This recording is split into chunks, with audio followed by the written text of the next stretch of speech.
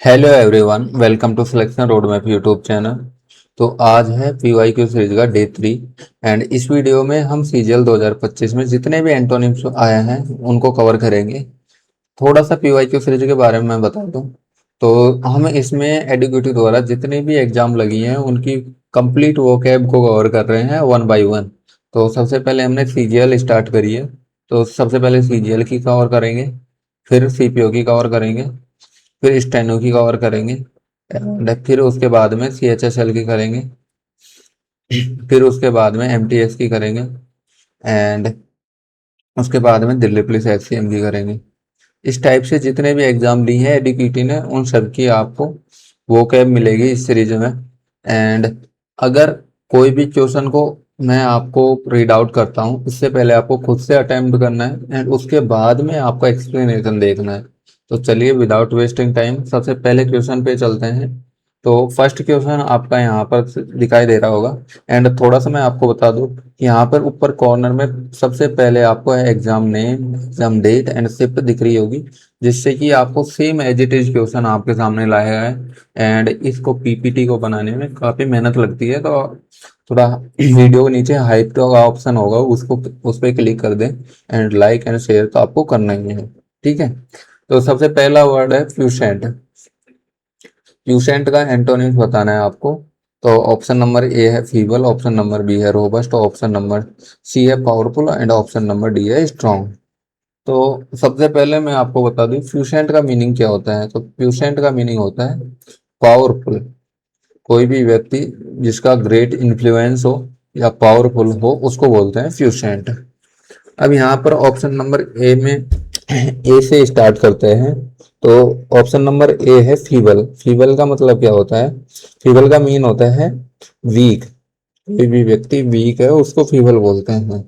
Robust, robust भी एक powerful, robust भी पावरफुल का ही सिनोनिम है, पावरफुल को ही बोलते हैं रोबस्ट। एंड यहाँ पर ऑप्शन नंबर सी है पावरफुल, तो वही सिनोनिम्स हो जाएगा फ्यूसेंट का, और रोबस्ट भी फ्यूसेंट का सिनोनिम है। एंड स्ट्रॉन्ग भी सिमिलर वर्ड है, पावरफुल से रिलेटेड ही। ठीक है, तो यहाँ पर फ्यूसेंट का एंटोनिम क्या हो जाएगा? ऑप्शन नंबर ए फीबल, जिसको बोलते हैं वीक।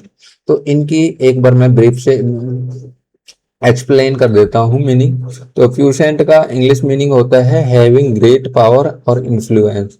ठीक है, जिसको बोलते हैं शक्तिशाली। ऐसे ही फीबल, फीबल का इंग्लिश मीनिंग होता है लैकिंग फिजिकल स्ट्रेंथ, और जिसको मैंने बताया था अभी आपको वीक। रोबस्ट स्ट्रॉन्ग और हेल्थी, जिसको विगोरियस भी बोलते हैं, ताकतवर भी बोलते हैं। पावरफुल, पावरफुल का इंग्लिश मीनिंग होता है हैविंग ग्रेट पावर और स्ट्रेंथ, जिसको बोलते हैं ताकतवर। एंड स्ट्रॉन्ग का इंग्लिश मीनिंग होता है able to withstand great force, बलवान को बोलते हैं स्ट्रॉन्ग। ठीक है, नेक्स्ट क्वेश्चन नंबर 2 पर चलते हैं। एंड क्वेश्चन नंबर 2 में पूछा गया है हमसे एरुडाइट का एंटोनिम्स। तो एरुडाइट का एंटोनिम्स हमको बताना है। तो ऑप्शन नंबर ए है स्कॉलरली, ऑप्शन नंबर बी है अनइनफॉर्म्ड, ऑप्शन नंबर सी है learn and option number D है इंटेलेक्चुअल। ठीक है, तो यहाँ पर सबसे पहले मैं बता दूं आपको एरुडाइट का मीनिंग क्या होता है। एरुडाइट का मतलब होता है कि कोई भी लिटरेट हो, लिटरेट हो या फिर पढ़ा लिखा हो, विद्वान हो, जिसको बोलते हैं एरुडाइट। एंड एरुडाइट के सिनोनिम्स क्या क्या हो जाएंगे? स्कॉलर, स्कॉलर को बोलते हैं एरुडाइट का सिनोनिम्स। एंड लर्न हो जाएगा, इसके अलावा अकेडमिक, एकेडमिक एंड जिसको पढ़ा लिखा होते हैं उनको लिटरेट को बोलते हैं एरुडाइट, विद्वान को बोलते हैं एरुडाइट। ठीक है, तो यहाँ पर ऑप्शन देखते हैं। सबसे पहला ऑप्शन है स्कॉलरली, ये तो इसका एरुडाइट का सिनोनिम हो गया। एंड लर्न भी इसका सिनोनिम्स हो गया। इंटेलेक्चुअल जो बुद्धि, बुद्धि से रिलेटेड है, जिसको बौद्धिक विकास हो चुका है, इंटेलेक्चुअल है। जिसमें तो सोचने समझने की तार्किक क्षमता है, उसको बोलते हैं इंटेलेक्चुअल।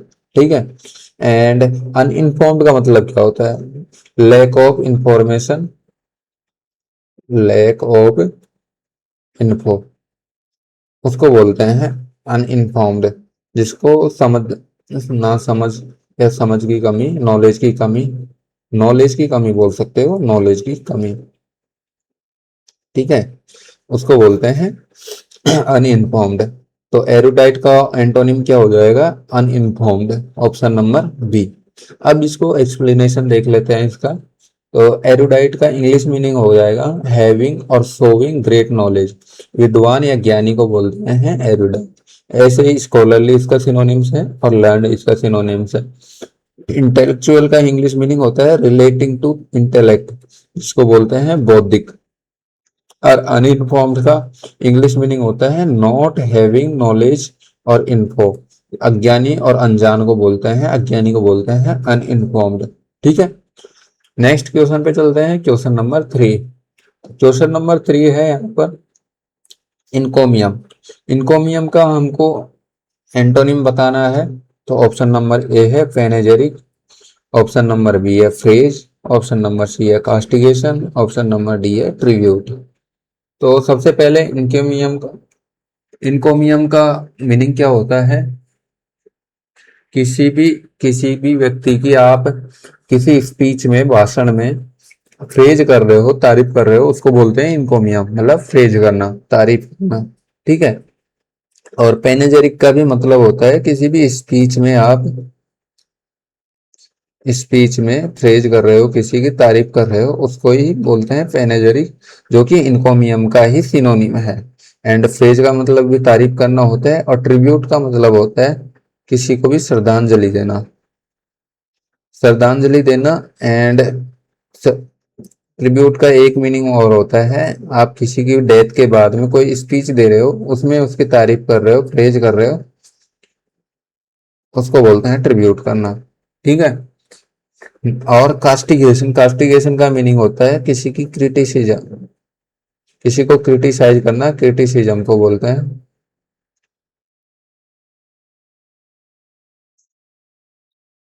क्रिटिसिज्म करना, किसी को कठोर वर्ड बोलना, किसी की निंदा करना, हिंदी में बोलते हैं निंदा करना, उसको बोलते हैं कास्टिगेशन।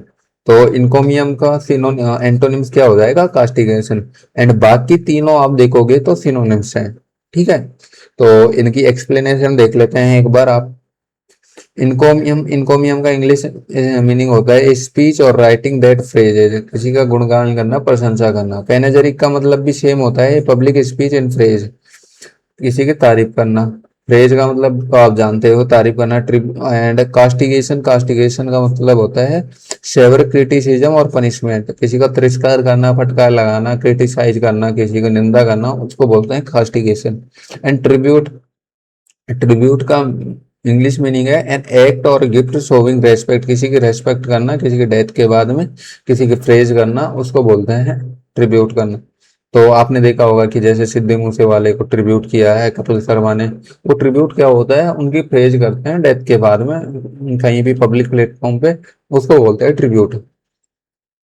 नेक्स्ट क्वेश्चन नंबर 4 है एवनसेंट। एवनसेंट का हमको एंटोनिम बताना है। तो ऑप्शन नंबर ए है ephemeral, ephemeral, option number B है ट्रांसिएंट, ऑप्शन नंबर सी है enduring, and option number D है फ्लीटिंग। तो यहाँ पर एवनसेंट का मतलब क्या होता है? Temporary, temporary. एंड जिसको हिंदी में बोलते हैं क्षणिक, बिल्कुल क्षण भर के लिए, लास्ट मोमेंट या शॉर्ट टाइम के लिए, शॉर्ट टाइम भी बोल सकते हो इसको, उसको बोलते हैं एवनसेंट। ठीक है। एंड ऑप्शन देख लेते हैं। ऑप्शन नंबर फर्स्ट भी एफेमरल का मीन्स भी होता है शॉर्ट टाइम के लिए, बिल्कुल क्षणिक। ट्रांसिएंट का मतलब मीनिंग भी यही होता है शॉर्ट टाइम, एंड फ्लीटिंग का मतलब भी होता है शॉर्ट टाइम। तो ये तीनों इसके सिनोनिम है एवनसेंट के। एंड एंड्यूरिंग का मतलब क्या होता है? लास्ट टाइम तक, over the time, over the period, लंबे समय तक एंड्यूरिंग। वैसे भी आप एंड्योरेंस से भी याद कर सकते हो, किसी के अंदर एंड्योरेंस अच्छी है, इसका मतलब है वो लॉन्ग टाइम तक फिजिकली स्ट्रांग है, वो अच्छी रनिंग कर सकता है, फिजिकली मेंटेन रह सकता है, उसको एंड्योरेंस। किसी का मान लीजिए आप बोलते हो इसका एंड्योरेंस अच्छा है, तो उसका मीनिंग क्या होता है? वो लंबी लॉन्ग रनिंग कर सकता है, फिजिकली फिट रहता है। इसी टाइप से वर्ड बना है एंड्योरिंग।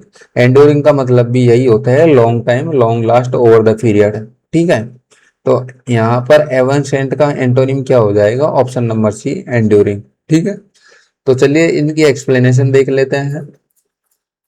मैंने एक बार तो आपको बता ही दिया, उसके बाद में एक बार शॉर्ट में आपको जल्दी से एक्सप्लेनेशन दिखा देता हूँ। एवनसेंट, एवनसेंट का इंग्लिश मीनिंग होता है क्विकली फेडिंग और डिसअपीयरिंग, क्षणभंगुर या अस्थायी या कुछ क्षण के लिए, ठीक है। एपेमरल का भी last for very short time, and transient का मतलब भी वही होता है, टेम्पररी शॉर्ट टाइम के लिए। और एंड्योरिंग का मतलब lasting over a long period, एक लंबे समय तक स्थायी और टिकाऊ। और फ्लीटिंग का मतलब भी वेरी शॉर्ट टाइम, पल भर के लिए, क्षण भर के लिए, ठीक है। तो यहाँ पर आपको कोई भी क्वेश्चन कभी भी टफ क्वेश्चन वर्ड एक वर्ड से नहीं बनता, क्वेश्चन हमेशा टफ बनता है ऑप्शन से। अगर आपके ऑप्शंस अलग अलग हैं, अच्छे वर्ड हैं, तो आपको क्वेश्चन अच्छा लगेगा। अगर आपको ऑप्शंस में अगर आप देख ले 3 सिनोनिम्स दे देता है एंड एक अलग वर्ड दे सकता है, तो आपको अगर 3 सिनोनिम्स आते हैं और सिमिलर वर्ड आते हैं तो एक ऑटोमेटिक आप टिक कर जाओगे, भले वर्ड कितना भी डिफिकल्ट दे दे, वर्ड कुछ भी दे दे। तो ऑप्शन हमेशा ऑप्शंस को पे ज्यादा ध्यान दिया करो, जिससे कि आपका क्वेश्चन जल्दी भी होगा एंड आपको दिक्कत भी नहीं आएगी। अगर कोई वर्ड अगर अलग न्यू वर्ड भी आ जाता है तो आपको दिक्कत नहीं होगी, ठीक है। नेक्स्ट क्वेश्चन नंबर 5 पे चलते हैं एंड इसमें पूछा गया है हमसे लेक्रीमोस। लेक्रीमोस का हमको एंटोनिम बताना है। ऑप्शन नंबर ए है टीयरफुल, ऑप्शन नंबर बी है मोurnफुल, ऑप्शन नंबर सी है वीपी एंड डी है जोवियल। तो लेक्रीमोस का मीनिंग क्या होता है? सैड होना, उदास होना, दुखी होना, या फिर वीपी होना, ये इसके सिनोनिम है, ठीक है। तो लेक्रिमोस टीयरफुल, टीयरफुल का मीनिंग भी दुखी होना, मोurnफुल का मतलब भी दुखी से रिलेटेड है, एंड वीपी का भी शोरगुल, दुखी, उसी से रिलेटेड, ठीक है। तो आप ये देख लो 3 सिनोनिम्स आ गए। ऑटोमेटिक जोवियल क्या होता है? फ्रेंडली होना, किसी से फ्रेंडली होना, हैप्पी होना, खुशी से रिलेटेड, उसको बोलते हैं जोवियल। तो ऑटोमेटिक एंटोनिम्स आप इजीली सेलेक्ट कर पाओगे अगर आपको ऑप्शंस पे पकड़ है, ऑप्शंस पे सही से देखते हो तो आपको ऑटोमेटिक दिखेगा। लेक्रिमोस आपको अगर नहीं भी आता तो आपको तीन, अगर ये तीनों सिनोनिम्स आते हैं कि भाई ये तीनों सिनोनिम्स हैं, तो आप ऑटोमेटिक तीन तो हो नहीं सकते ऑप्शन, तो यही ऑप्शन होगा आपका एंटोनिम। इस टाइप से भी आप टिक कर सकते हो और आगे बढ़ सकते हो, ठीक है। यहाँ पर एक्सप्लेनेशन देख लेते हैं। लेक्रीमोस, लेक्रीमोस का इंग्लिश मीनिंग होता है टीयरफुल और given, given to weeping. Tearful का मतलब होता है क्राइंग और फुल टीयर, सभी दुखी से रिलेटेड है। मोurnफुल भी सैडनेस से रिलेटेड, एंड वीपी भी वही टीयरफुल और इंक्लाइन टू वीप, दुखी से रिलेटेड। और जोवियल है चीरफुल, फ्रेंडली, हैप्पी, उससे रिलेटेड है जोवियल, ठीक है। Next question number 6। Question number 6 में हमसे पूछा गया है कैकोफोनी। कैकोफोनी का हमको एंटोनिम्स बताना है। ऑप्शन नंबर ए है नॉइस, ऑप्शन नंबर बी है हार्मोनी, ऑप्शन नंबर सी है dissonance, and option number D है क्लेमोर। तो कैकोफोनी क्या होती है? एक हार्श वॉइस होती है जिसमें काफी सारी वॉइसेस मिक्स्ड होती हैं एंड उसको सुनने में अपन को दिक्कत होती है, जिसको बोलते हैं कर्कश आवाज, कर्कश वॉइस, उसको बोलते हैं कैकोफोनी, ठीक है। एंड नॉइस, नॉइस भी दो तीन वॉइस की, लाउड की, नॉइस भी दो तीन वॉइस की मिक्स्ड होती है, ठीक है, उसको ही नॉइस बोलते हैं, और ये भी कैकोफोनी का सिनोनिम्स हो जाता है, ठीक है। हार्मोनी, हार्मोनी क्या होती है? प्लीजेंट वॉइस होती है, प्लीजेंट वॉइस को बोलते हैं हार्मोनी, ठीक है। तो इसका कैकोफोनी का सिनोनिम्स क्या, एंटोनिम्स क्या हो जाएगा? हार्मोनी, ठीक है। अब बाकी ऑप्शंस को भी हम एक्सप्लेन कर देते हैं। एक्सप्लेनेशन देखते हैं। तो कैकोफोनी का इंग्लिश मीनिंग क्या हो जाएगा? ए हार्श और डिस्कॉर्डेंट साउंड, जिसको बोलते हैं कोलाहल या कर्कश वॉइस या बेसुरापन, ठीक है। नॉइस, नॉइस इरेगुलर साउंड, जिसको बोलते हैं शोर शराबा, वो ही रिलेटेड बेसुरापन से रिलेटेड है, ठीक है, कैकोफोनी से रिलेटेड है। हार्मोनी, हार्मोनी क्या होती है? Pleasant, pleasing combination of sounds, तालमेल होना, सामंजस्य होना, एक मतलब कि सुरीली वॉइस को बोलते हैं हार्मोनी। डिसोनेंस, डिसोनेंस, डिसोनेंस का इंग्लिश मीनिंग क्या होता है? लैक ऑफ हार्मोनी, जिसमें सुरताल की कमी हो, वही असंगति, उसको बोलते हैं dissonance. And claimer, claymore, claymore का इंग्लिश मीनिंग होता है ए लाउड और कंफ्यूज नॉइस, जिसको कैकोफोनी का ही सिनोनिम्स बोलेंगे। तो क्लेमोर का कैकोफोनी का सिनोनिम्स हो गया, नॉइज भी उसी से रिलेटेड है एंड डिसोनेंस भी उसी से रिलेटेड है। तो आपको सिमिलर टाइप के वर्ड हैं ये तीन, तो ऑटोमेटिक आप हार्मोनिक सेलेक्ट कर जाओगे अगर आपको ये वर्ड्स आते हैं तो। कैकोफोनी का पता हो, मतलब जो वर्ड पूछा गया वो ये आपको आता है या नहीं आता, ये ज्यादा डिपेंड नहीं करता। आपको ऑप्शंस आते हैं, उनसे आप मतलब देख पा रहे हो अच्छे से कि सिनोनिम्स कितने पूछे, कितने हैं उसमें, तो आप इजीली क्वेश्चन को कर सकते हो। ठीक है। नेक्स्ट क्वेश्चन नंबर 7 है, उसमें पूछा गया है सब्टरफ्यूगी।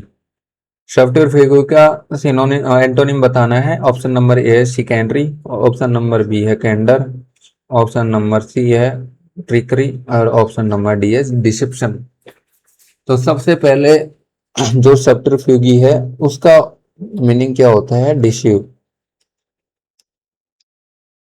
डिसीव धोखा देना, डिस्ट्रस्ट जिसपे ट्रस्ट बिलीव नहीं किया जा सकता, डिसडेन, काफी वर्ड हैं जिसको आप हिंदी में याद रख सकते हो धोखा देने से, धोखा से रिलेटेड।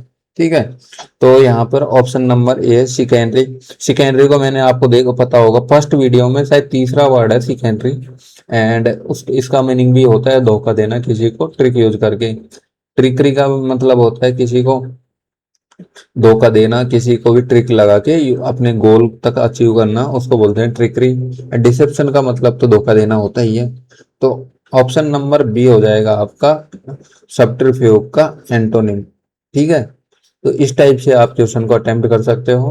एंड यहाँ पर भी वही सिमिलर टाइप के ऑप्शन, आपको ऑप्शन बहुत इजी कर दिया इन्होंने। अभी भी मैंने जितने भी 7 क्वेश्चन करवाए हैं उनमें से कम 5 क्वेश्चन में 2 या 3 सिमिलर वर्ड मिल रहे हैं, सिनोनिम्स मिल रहे हैं। अब इसमें सिकेंडरी का मतलब भी धोखा देना होता है, ट्रिकरी का मतलब भी धोखा देना, ट्रिक यूज करके अपने गोल तक पहुंचना, और डिसेप्शन का मतलब भी धोखा देना होता है। तो ऑटोमेटिक आप बी को सिलेक्ट कर ही दोगे।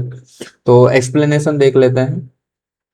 और एक्सप्लेनेशन में सब्टरफ्यूगी का मतलब इंग्लिश मीनिंग होता है deceit use to achieve a गोल, छल या बहाना, छल का यूज करके छल कपट करना एंड अपने गोल को अचीव करना, उसको बोलते हैं सब्टरफ्यूगी। शिकेंडरी का मतलब भी धोखा देना होता है। एंड कैंडर, कैंडर कैंडर का बीइंग ओपन एंड होनेस्ट होना, जिसको बोलते हैं ट्रस्टवर्दी, फ्रैंक एंड बिलीव करना, किसी पे बिलीव कर सकते, बिलीवेबल पर्सन, उसको बोलते हैं कैंडर। एंड बाकी ट्रिकरी का मतलब भी ट्रिकिंग यूज करके धोखा देना, एंड डिसेप्शन का मतलब तो धोखा देना होता ही है। ठीक है। नेक्स्ट क्वेश्चन, क्वेश्चन नंबर 8 पर चलते हैं। इसमें पूछा गया है टेसिटन। टेसिटन का ये काफी इंपॉर्टेंट वर्ड है, काफी बार पूछा गया है एंड इजी वर्ड भी है। ठीक है।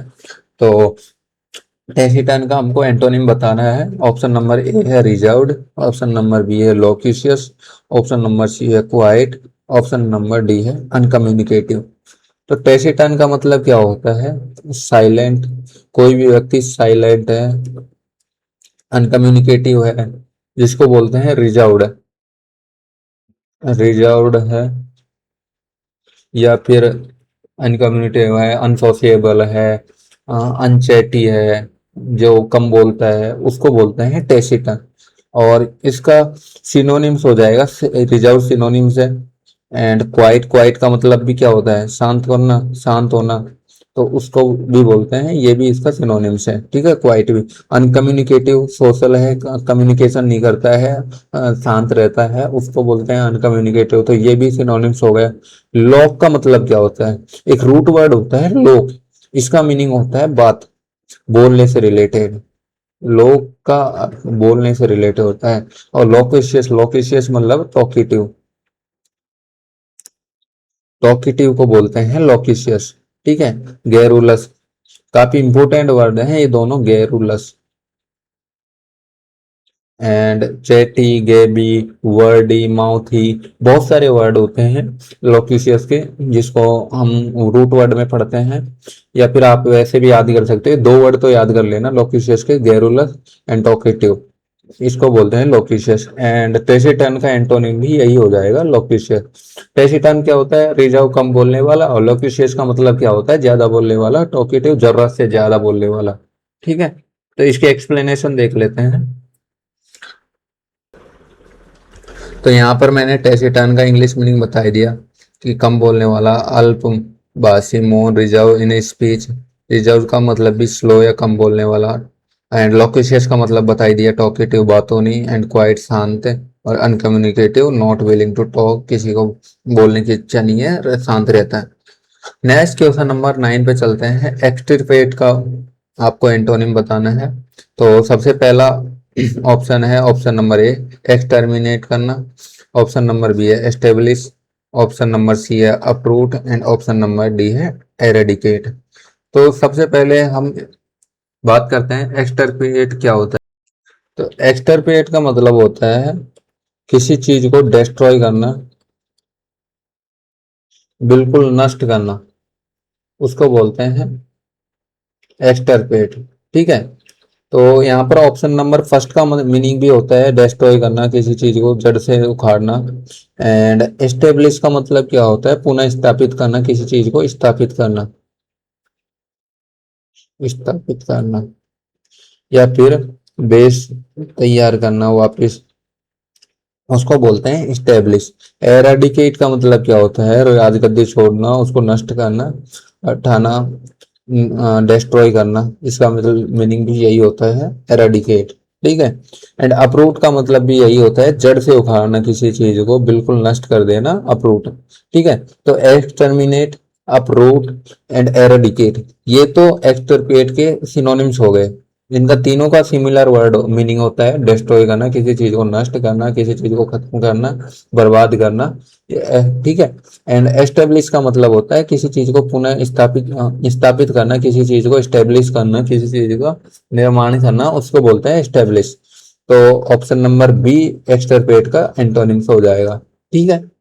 तो एक्सप्लेनेशन स्पीड से देख लेते हैं, क्योंकि मैंने पूरा चीज आपको एक्सप्लेन कर दी है। एक्सटर्पेट का इंग्लिश मीनिंग है टू रूट आउट और डिस्ट्रॉय टोटली, किसी चीज को उन्मूलन या नष्ट करना हिंदी में बोलते हैं। एक्सटर्मिनेट का मतलब होता है डिस्ट्रॉय कंप्लीटली। एस्टेब्लिश का मतलब है to set up on firm basis, basis स्थापित करना, जिसको बोलते हैं हिंदी में। Uproot, uproot pull out by roots, मतलब जड़ से नष्ट करना। रूट्स का मतलब क्या होता है, जड़, तो जड़ से नष्ट करना। एराडिकेट, एराडिकेट मतलब destroy completely. Same similar word है एराडिकेट, एक्सटर्मिनेट और एक्सटिरपेट, ये तीनों सिनोनिम्स हैं। एंड अपरूट का मतलब सिमिलर ही है, उखाड़ना। नेक्स्ट क्वेश्चन नंबर 10 पे चलते हैं। क्वेश्चन नंबर 10 है प्लेकेटरी। प्लेकेटरी का आपको एंटोनिम बताना है। ऑप्शन नंबर ए है पेसिफाइंग, ऑप्शन नंबर बी है सूथिंग, ऑप्शन नंबर सी है एग्रावेट, और ऑप्शन नंबर डी है कॉन्सिलिएटरी। अब यहाँ पर भी वही सेम, आपको अभी तक 10 क्वेश्चन करवाए हैं, 10 में से 9 क्वेश्चन ऐसे मिलेंगे जिसमें आपको 3 वर्ड या 2 वर्ड का, तो जो वर्ड दिया है उसके सिनोनिम्स है ऑप्शन में भी। तो प्लेकेट का मतलब क्या होता है, प्लेक भी एक रूट वर्ड होता है प्लेक, एंड उसका मतलब होता है शांत करना किसी को। ठीक है। एंड प्लेकेटरी का मतलब होता है शांत करना, किसी को कम करना, किसी इंटेंसिटी को कम करना, शांत करना, सूद करना, जिसका एक सूद करना, और पेसिफाई, जिसको बोलते हैं पेसिफाई, इसका मतलब भी शांत करना। ठीक है। तो प्लेकेटरी का सिनोनिम्स क्या क्या हो जाएगा, तो यहाँ पे देखोगे तो पेसिफाई का मतलब भी शांत करना, कम करना किसी चीज को, सूत करना, यहाँ इसका मतलब भी होता है, सिनोनिम्स ही है इसका। एंड शांत करना ही होता है मीनिंग। ठीक है। एंड कॉन्सिलिएट, कॉन्सिलिएट का मतलब भी होता है शांत करना, किसी इंसान को शांत करना या किसी जानवर को शांत करना।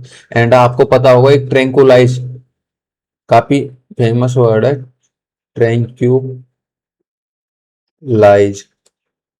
ट्रैंक्यूलाइज करना मतलब शांत करना। और ट्रैंक्यूलाइजर, जब कोई भी इंसान या जानवर अगर बहुत ज्यादा अनकंट्रोल हो जाता है, उसको शांत करने के लिए ट्रैंक्यूलाइजर दिया जाता है। एंड उसी से ये वर्ड है ट्रैंक्यूलाइज। ट्रैंक्यूलाइज का मतलब भी होता है शांत करना, प्लेक करना, शांत करना। ठीक है। एंड एग्रावेट, एग्रावेट का मतलब होता है किसी भी चीज सिचुएशन को और खराब करना, वर्स करना, एंड भड़काना, किसी चीज को एग्रावेट करना, भड़काना, उसको बोलते हैं एग्रावेट। ठीक है। तो प्लेकेट शांत करना, और एग्रावेट मतलब किसी चीज को खराब करना और भड़काना। तो एंटोनिम हो जाएगा एग्रावेट, ऑप्शन नंबर सी। ठीक है। तो चलिए एक्सप्लेनेशन देख लेते हैं। प्लेकेट, इंटेंडेड टू पेसिफाई, शांत करने वाला। पेसिफाइंग का मतलब भी होता है क्वेलिंग एंगर, शांत करना, गुस्से को कम करना। सूथिंग मतलब कामिंग इफेक्ट। और एग्रावेट मतलब मेकिंग प्रॉब्लम वर्स, उत्तेजित करना, बिगाड़ने वाला और ज्यादा खराब करने वाला सिचुएशन को। ठीक है। कॉन्सिलिएटर का मतलब भी होता है शांत करना। नेक्स्ट क्वेश्चन नंबर 11 पर चलते हैं। क्वेश्चन नंबर 11 पूछा गया है fulsome. Option number A है ओवरडन, ऑप्शन नंबर बी है सिंसियर, ऑप्शन नंबर सी है एक्सेसिव और ऑप्शन नंबर डी है लेविश। तो ऑप्शन नंबर, सबसे पहले हम फुल सम का मीनिंग देख लेते हैं कि फुल सम का मतलब क्या होता है। ठीक है। तो फुल सम का मतलब होता है कोई भी इंसान फ्लैटरी होता है, जिसको बोलते हैं हिंदी में चापलूस। कोई भी व्यक्ति किसी की तारीफ करता है, उसकी फ्लैटरिंग करता है, चापलूसी करता है, उसको बोलते हैं हम फुल सम। एंड ओवरडन का मतलब भी यही होता है, चापलूसी से रिलेटेड। एंड सिंसियर का मतलब होता है हॉनेस्ट होना, बिल्कुल ईमानदार होना। ठीक है। फ्रैंक होना, उसको बोलते हैं सिंसियर। एक्सेसिव का मतलब होता है नीड से ज्यादा होना, कोई भी चीज जरूरत से ज्यादा, नीड से ज्यादा है, उसको एक्सेसिव बोलते हैं। एंड लेविश का मतलब होता है विलासता, विलासिता बोलते हैं हिंदी में। एंड इंग्लिश में मीनिंग होता है इसका कोई भी रिच है, जिसको लग्जरी चीजों से, कोई भी व्यक्ति रिच है और लग्जरी चीजों से प्यार है, उसको बोलते हैं लेविश। ठीक है। तो यहाँ पर फ्लैटरी का एंटोनिम क्या होता है? Sincere, honest, Frank. ठीक है। एंड इसका फ्लैटरी का मतलब है चापलूसी करना, किसी की तारीफ करना जबरदस्ती, उसको खुश करने के लिए या फिर उसको, उससे कोई काम निकलवाने के लिए उसकी फ्लैटरिंग करना चापलूसी है। ठीक है।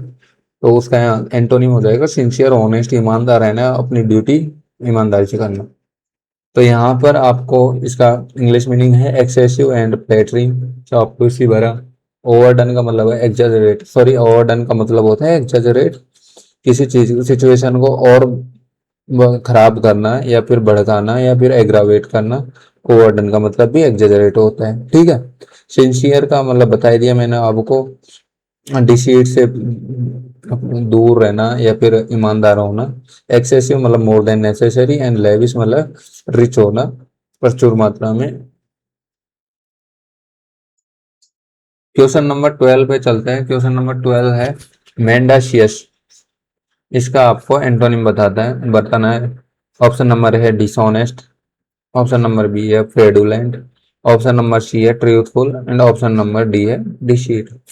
अब आप देख लिए, मुझे अगर मान लीजिए मेंडाशियस का मीनिंग नहीं पता है, तो भी मैं इसको आसानी से कर सकता हूँ। कैसे करना है? डिसऑनेस्ट का मतलब क्या होता है? धोखा देना। ठीक है। फ्रेडुलेंट का मतलब भी यही होता है, नकली चीजें बनाना, धोखा देना। सिमिलर हैं तीनों वर्ड। डिसीटफुल, वही आ गया धोखा देना। और ये काफी कॉमन वर्ड है, ऐसे भी नहीं है कि भाई बहुत ज्यादा टफ वर्ड है। एंड ट्रूथफुल का सभी जानते हैं, ट्रूथ होना, ईमानदार होना, ऑनेस्ट होना। अब इसमें मेरे को बताओ इस वर्ड की कहाँ जरूरत पड़ी? भाई पूछ, एडुकेटी ने मान लीजिए ये वर्ड न्यू पूछ लिया, तो यहाँ भी तो देखिए ऑप्शन, आपको ये तीन सिमिलर, कॉमन और सिमिलर वर्ड दे दिए, तो ऑटोमेटिक आपका ये ऑप्शन नंबर सी हो जाएगा ट्रूथफुल। और इसका मेंडसियस का भी आप मीनिंग ये ऑटोमेटिक आपको पता चल जाएगा, इसका मतलब है डिसीटफुल। ठीक है। भाई धोखा देना मीनिंग हो जाएगा ना इसका ऑटोमेटिक, तीन सिनोनिम्स है तो ये भी वही होगा। एंटोनिम तो एक ही हो सकता है, ऑनेस्ट, ट्रूथफुल। ठीक है। तो इस टाइप से आप क्वेश्चन को अटेम्प्ट कर सकते हो। एंटोनिम बस, एडुकेटिव में बस थोड़ा सा चेंजेज यही आया है कि यहाँ पे जो वर्ड पूछ रहा है वो काफी टाइम पे अच्छे वर्ड पूछ रहा है इसमें एंटोनिम्स में। ठीक है। लेकिन आपको घबराने की जरूरत नहीं है, आप सिर्फ ऑप्शंस को थोड़ा सा ध्यान से रीड आउट करोगे एंड थोड़ी सी कोशिश करोगे तो आप क्वेश्चन को बना लोगे। ठीक है। तो यहाँ पे देखिए देखिए, मेंडासियस का English meaning not telling the truth, lying, झूठ बोलना, धोखा देना। और डिसऑनेस्ट का मतलब भी यही होता है अनट्रूथफुली बिहेवियर रखना। फ्रेडुलेंट का मतलब ऑब्टेन बाय क्राइम, धोखेबाज। एंड ट्रूथफुल मतलब टेलिंग और एक्सप्रेसिंग द ट्रूथ, सच बोलना, सत्यवादी को बोलते हैं ट्रूथफुल। और डिसीटफुल तो आपको इतना कॉमन वर्ड है कि ये याद ही हो गया होगा, बताने की जरूरत नहीं है। क्वेश्चन नंबर 13 में पूछा है क्योजेटिक का आपको एंटोनिम बताना है। ऑप्शन नंबर ए है रोमांटिक, ऑप्शन नंबर बी है विजनरी, ऑप्शन नंबर सी है प्रेगमेटिक, ऑप्शन नंबर सी है आइडियलिस्टिक। ठीक है, तो सबसे पहले यहाँ पर क्योजेटिक का आपको मीनिंग बता देता हूँ। क्योजेटिक का मीनिंग होता है कोई भी व्यक्ति पर्सन है जो अनरियलिस्टिक चीजों को सोचता है, इमेजिनरी इमेजिनरी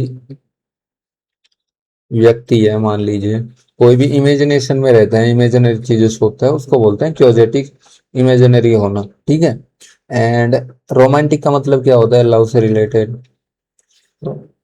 एंड विजनरी मतलब जो रियल, विजनरी, विजनरी का मतलब भी वही होता है, इमेजिनरी रहना। एंड आइडियलिस्टिक, आइडियाओं में सोचते रहना हमेशा, आइडियाज के बारे में। एंड आइडियाज क्या होते हैं, इमेजिनेशन होते हैं। ठीक है, प्रेगमेटिक, प्रेगमेटिक क्या हो गया, जो सेंसिबल व्यक्ति होते हैं, जो रियलिटी के बारे में सोचते हैं, रियलिस्टिक लाइफ के बारे में सोचते हैं, उसको बोलते हैं प्रेगमेटिक। विजनरी का मतलब क्या बताया मैंने अभी, जो फ्यूचर से रिलेटेड सोचता है। फ्यूचर क्या होता है, इमेजिनेशन होता है। तो ये दो वर्ड तो आपको इमेजिनेशन, इमेजिनरी, क्योजेटिक के सिनोनिम्स है, ऑप्शन नंबर बी और सी। तो ठीक है, तो ये तो हो नहीं सकते। फिर बचे क्या, दो दो बचे। तो रोमांटिक तो आपको सब कॉमन वर्ड है, तो ये भी नहीं होगा। फिर बचा गया प्रैग्मेटिक। प्रैग्मेटिक क्या होता है, जो रियल चीजों से रिलेटेड होता है, जो रियलिटी से रिलेटेड होता है, उसको बोलते हैं प्रैग्मेटिक। ठीक है, तो यहाँ पर आपको एक्सप्लेनेशन देख लेते हैं। तो क्योजेटिक का इंग्लिश मीनिंग होता है एक्सट्रीमली आइडियलिस्टिक और अनरियलिस्टिक, जिसको बोलते हैं काल्पनिक। रोमांटिक मतलब कंड्यूसिव टू और marked by love, marked by love को बोलते हैं रोमांटिक, रोमांटिक। ठीक है, विजनरी, विजनरी मतलब thinking about the future with imagination, दूरदर्शी बोलते हैं हिंदी में। Pragmatic, pragmatic dealing with things sensible, समझदारी से चीजों के, चीजों से डील करना, उसको बोलते हैं प्रेगमेटिक, व्यवहारिक हिंदी में बोले तो। और आइडियलिस्टिक, आइडियलिस्टिक मतलब अनरियलिस्टिकली एमिंग फॉर परफेक्शन, मतलब इमेजिनेशन में परफेक्शन के बारे में सोचना, उसको बोलते हैं आइडियलिस्टिक। नेक्स्ट क्वेश्चन पे चलते हैं, क्वेश्चन नंबर 14 पे। ऑब्सक्यूअस का आपको एंटोनिम बताना है। ठीक है, ऑब्सिक्यूअस का एंटोनिम बताना है आपको। तो ऑप्शन नंबर ए है असर्टिव, ऑप्शन नंबर बी है सबमिसिव, ऑप्शन नंबर सी है फ्लैटरिंग, और ऑप्शन बी डी है सेनाइल। ठीक है, तो ऑब्सिक्यूअस का मतलब क्या होता है, ओबीडियंट से इसको याद रख सकते हो। कोई भी व्यक्ति ओबीडियंट है, आज्ञाकारी, आज्ञाकारी है, किसी की बात मान लेता है, उसको बोलते हैं ऑब्सिक्यूअस। ठीक है, असर्टिव का मतलब क्या होता है, दृढ़, हट्टी बोलते हैं इसको हिंदी में। एंड इंग्लिश में बोलते हैं स्टबर्न, जिद्दी टाइप का। सबमिसिव मतलब आज्ञाकारी, दब्बू, जिसको हिंदी में बोलते हैं दब्बू, उसको बोलते हैं सबमिसिव। और सबमिसिव मैंने कम से कम 5 बार बता दिया, अभी तीसरी वीडियो, इससे पहले 2-3 बार तो सिनोनिम्स में आ गया, एंड 1-2 बार आपका वन वर्ड्स वाली वीडियो में आ गया। तो ये तो याद ही हो गया होगा। दब्बू, जिसको कोई भी व्यक्ति अगर काम देता है वो इजीली कर लेता है, उसका कोई भी खुद से दिमाग नहीं लगाता। और जैसे फ्लैटरिंग टाइप में आता है ये। एंड फ्लैटरिंग का मतलब मैंने अभी आपको बताया ही था, चापलूस होता है।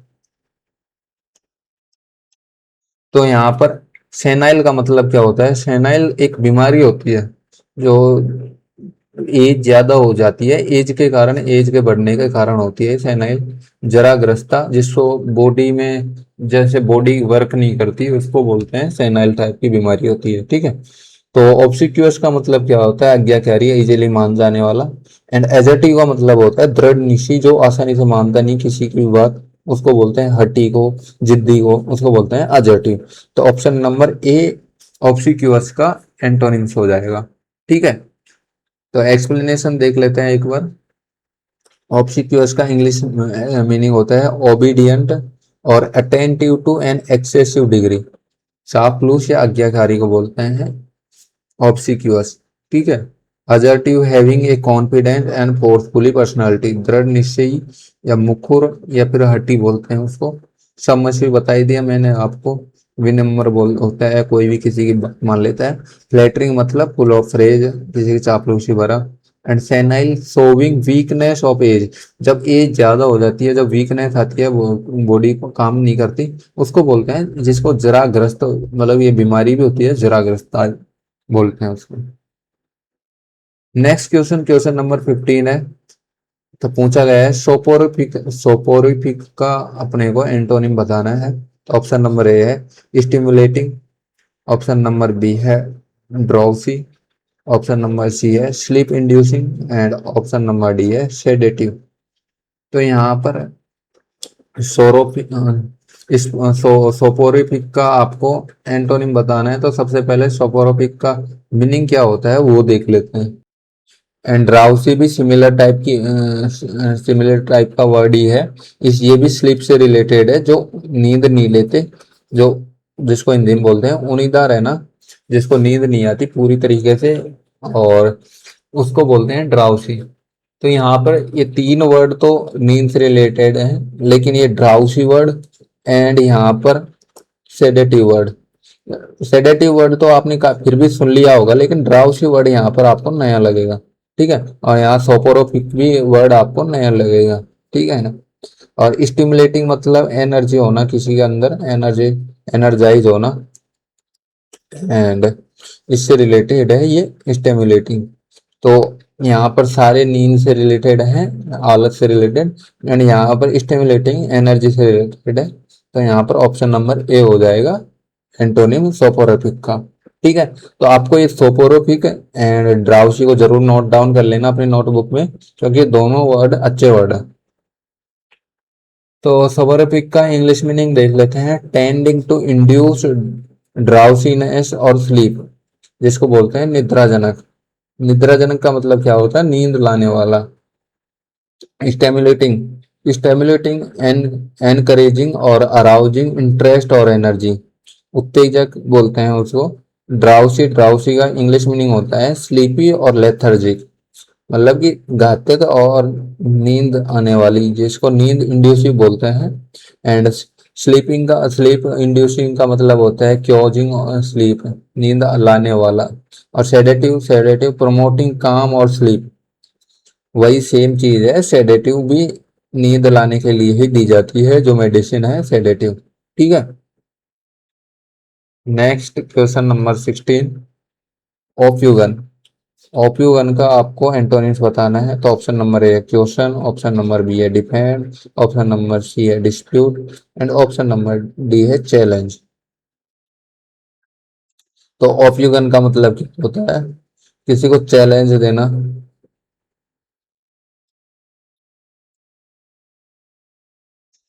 ठीक है, ओप्यूगन। एंड यहाँ पर क्वेश्चन का तो आपको पता ही है, क्वेश्चन करना।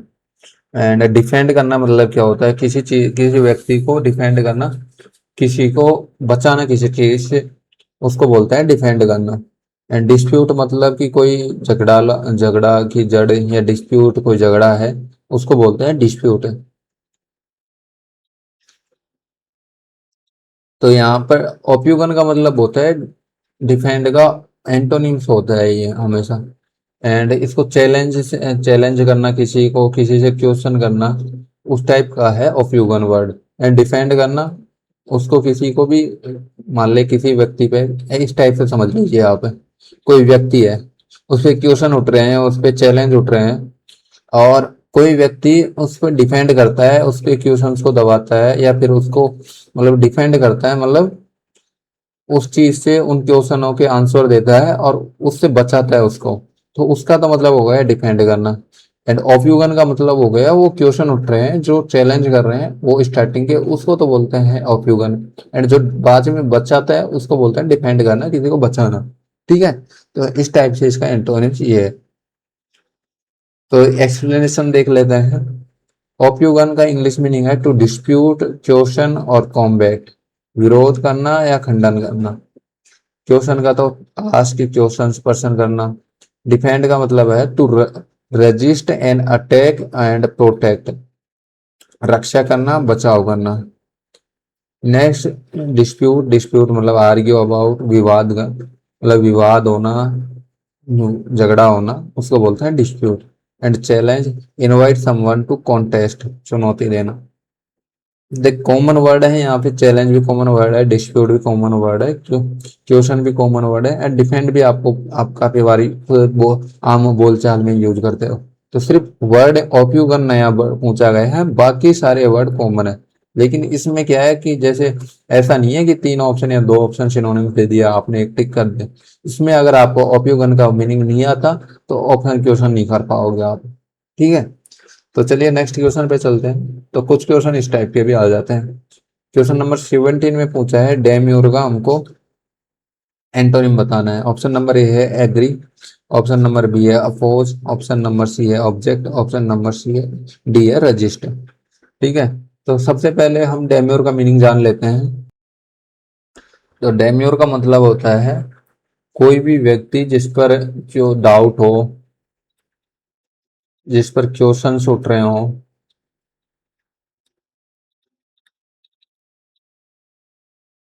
उसको बोलते हैं डेम्योर।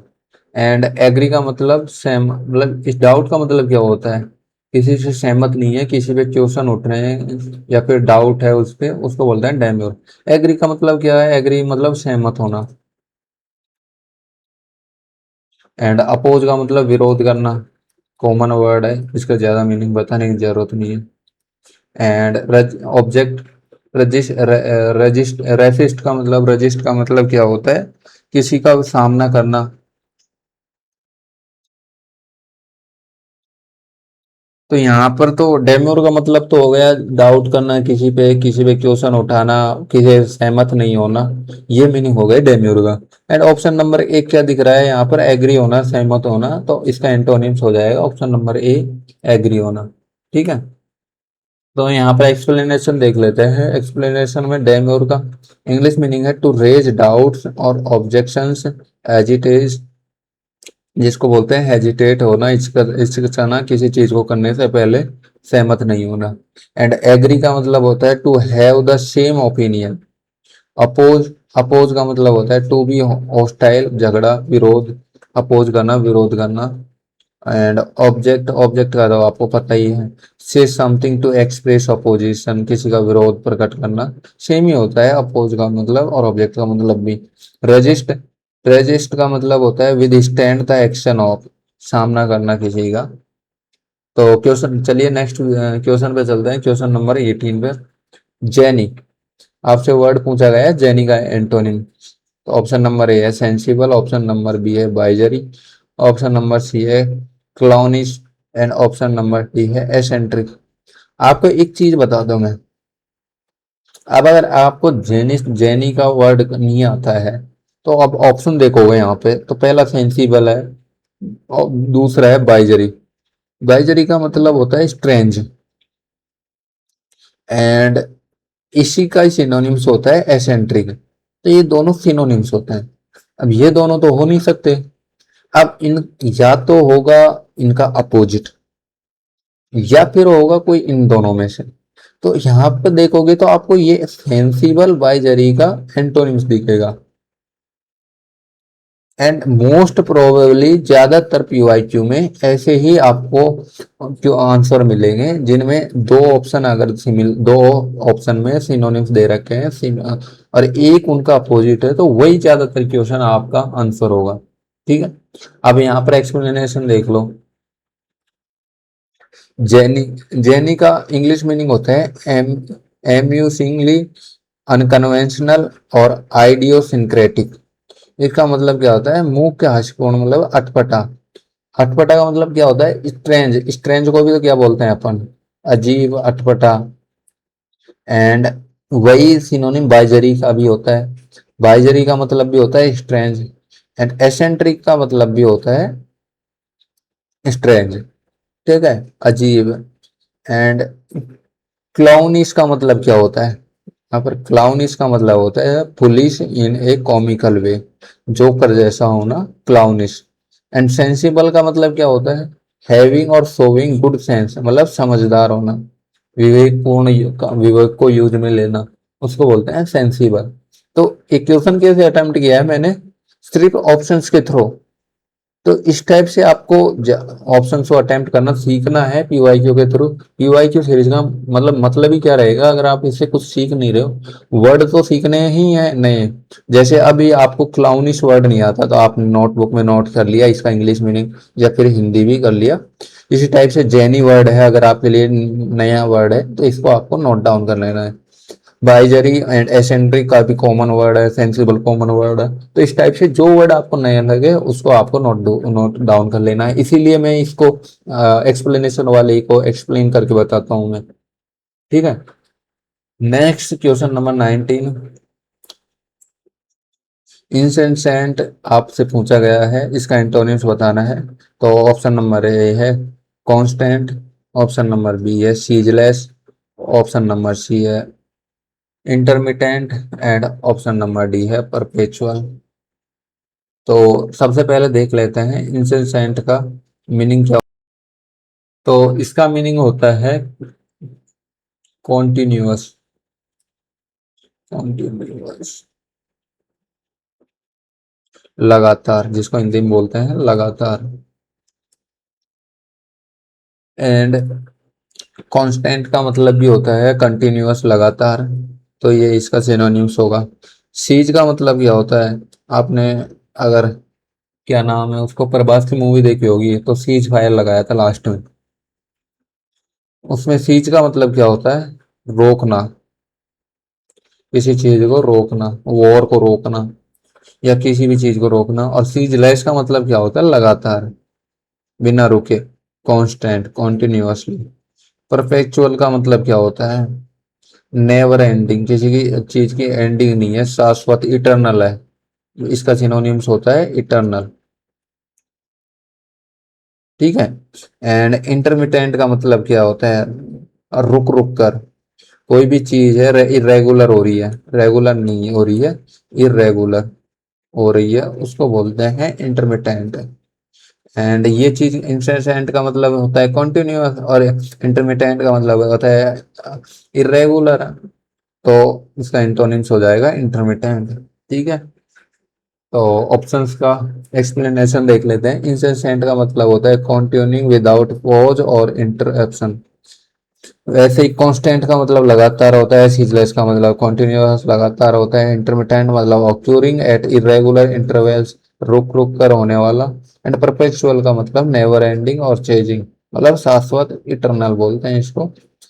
एक शाश्वत जो कभी नहीं मरता है।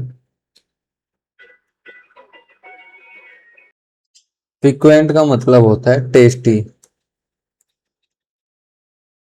स्वादिष्ट बोलते हैं जिसको। एंड यहाँ पर जो ब्लेंड सबसे पहले वर्ड दिया होता है उसका मतलब होता है टेस्टलेस, किसी चीज में कोई टेस्ट नहीं है। बाकी स्पाइसी मतलब चटपटा, और पिक्वेंट का मतलब भी चटपटा टाइप का होता है। एंड ब्लेंड इसका एंटोनिम्स हो जाएगा ऑप्शन नंबर ए। एक्सप्लेनेशन देख लेते हैं सही से एक एक वर्ड की। तो पिक्वेंट, पिक्वेंट का मतलब होता है having a pleasantly sharp taste और एपेटाइजिंग फ्लेवर, चटपटा जिसको बोलते हैं हिंदी में। एंड ब्लेंड का मतलब होता है लैकिंग स्ट्रॉन्ग फ्यूचर्स और टेस्ट, मतलब टेस्टलेस बोलते हैं इसको, ब्लेंड को। फीका, बेस्वाद। एंड स्पाइसी, स्पाइसी मतलब फ्लेवर्ड विद स्पाइस, मतलब मसालेदार। चेस्टी, चेस्टी का मतलब होता है हैविंग ए स्ट्रॉन्ग और प्लीजेंट फ्लेवर, मजेदार। एंड टार्ट, टार्ट का इंग्लिश मीनिंग होता है शार्प और सोवर इन टेस्ट। सोवर का मतलब होता है खट्टा, तो खट्टा या टार्ट को बोलते हैं खट्टापन, खट्टा टेस्ट होना। ठीक है ना। नेक्स्ट क्वेश्चन 21 पर चलते हैं। तो 21 को कंटिन्यू करते हैं अभी। तो इसमें पूछा गया है हमसे प्लक्रीट्यूड का एंटोनिम्स, ठीक है।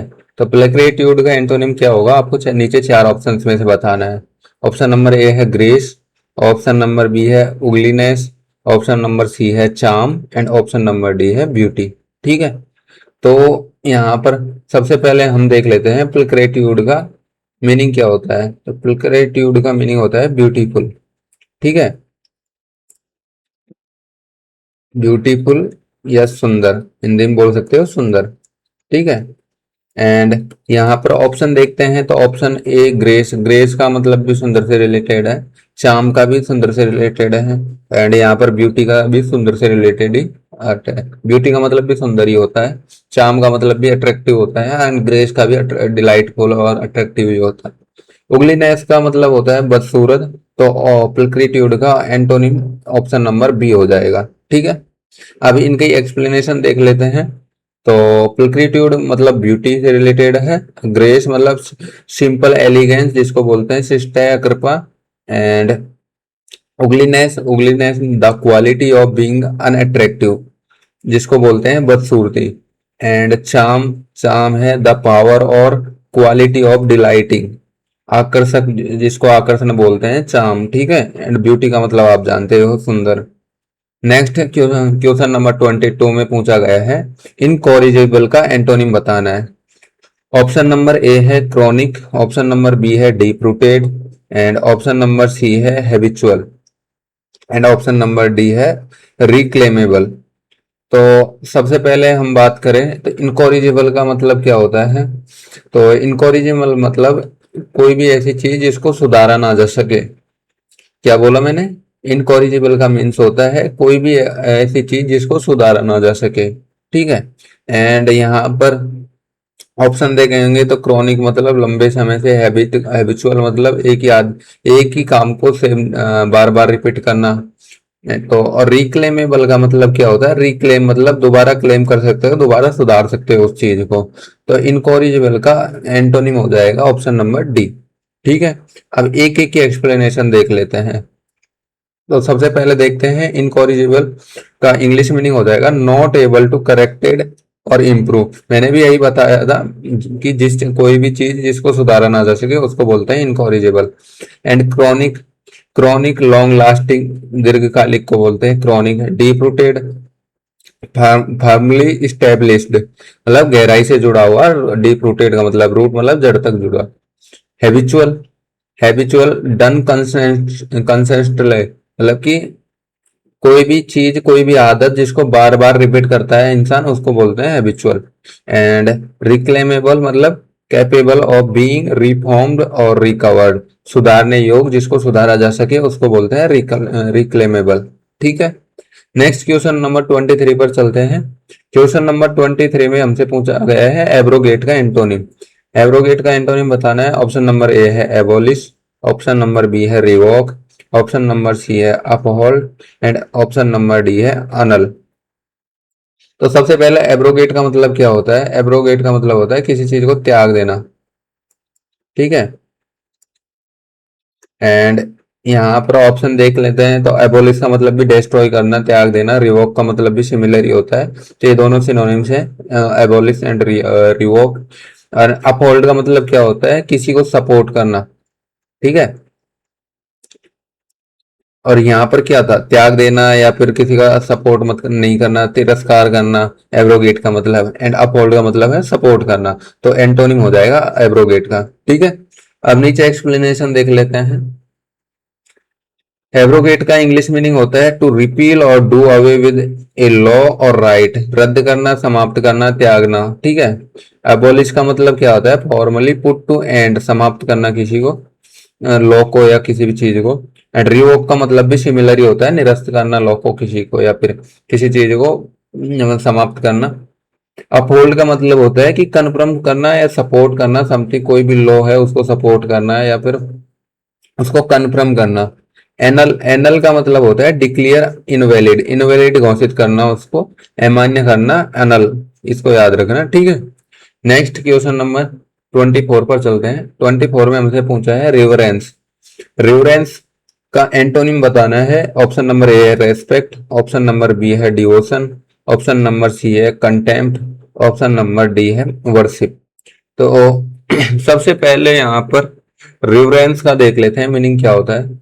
रिवरेंस का मतलब होता है किसी के प्रति रेस्पेक्ट। ठीक है, अब ऑप्शन देखेंगे तो फर्स्ट रेस्पेक्ट इसका सिनोनिम्स ही है। डिवोशन मतलब किसी की पूजा करना, किसी को बहुत ज्यादा रेस्पेक्ट करना। वर्शिप का मतलब पूजा करना, रेस्पेक्ट करना। ठीक है। एंड कंटेम्प्ट का मतलब क्या होता है, क्रिटिसाइज करना किसी को, क्रिटिसिज्म। तो ये रिवरेंस का एंटोनिम हो जाएगा कंटेम्प्ट। ठीक है, तो यहाँ पर एक एक ऑप्शन को हम एक्सप्लेनेशन देख लेते हैं।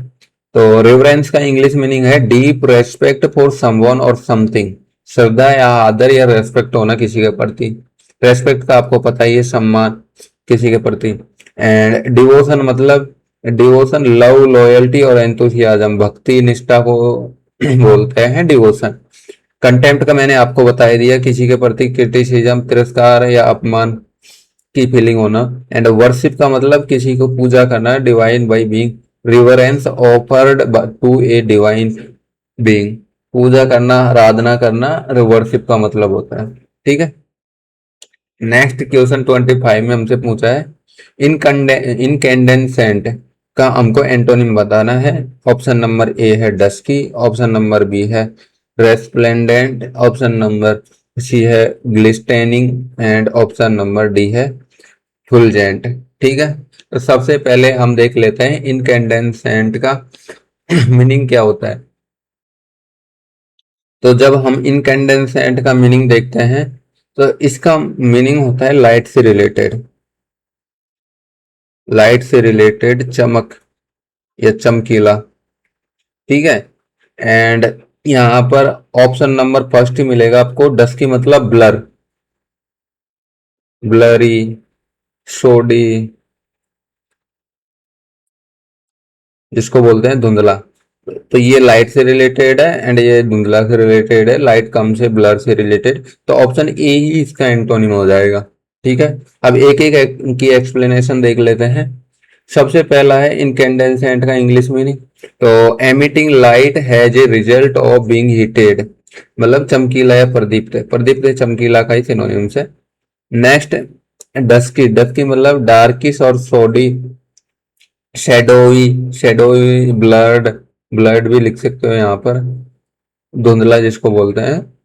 एंड रेस्प्लेंडेंट, रेस्प्लेंडेंट का इंग्लिश मीनिंग होता है attractive and impressive through being colourful, दीप्तिमान होना, वही लाइट से रिलेटेड ही है। एंड इसका मतलब भी स्पार्किंग लाइट, ग्लिस्टिंग का मतलब भी होता है स्पार्किंग लाइट, चमकता हुआ।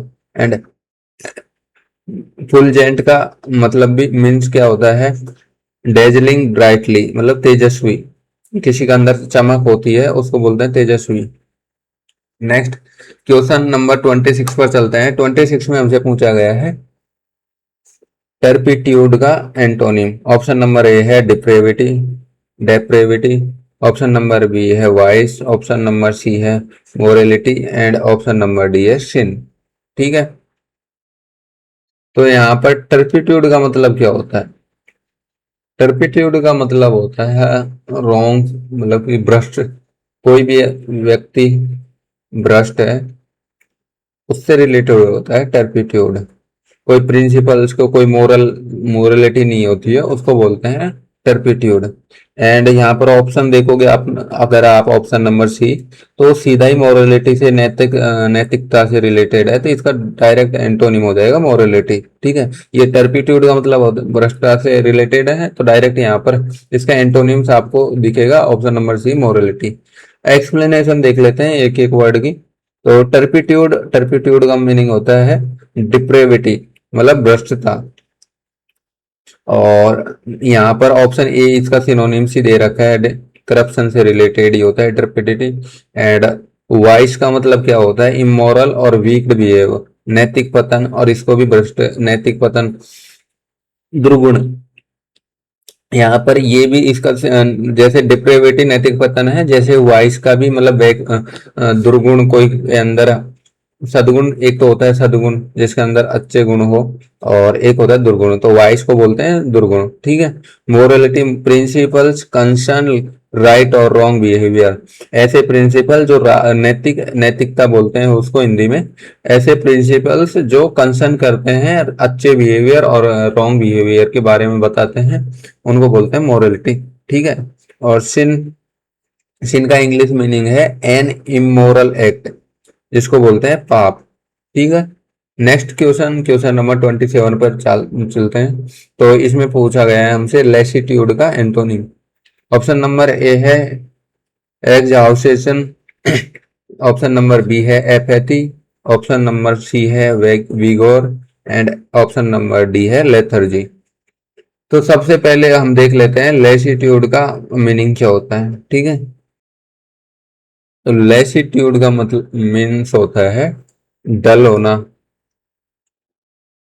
सुस्त होना, जिसको हिंदी में बोलते हैं सुस्त होना, आलसी होना या आलस। ठीक है।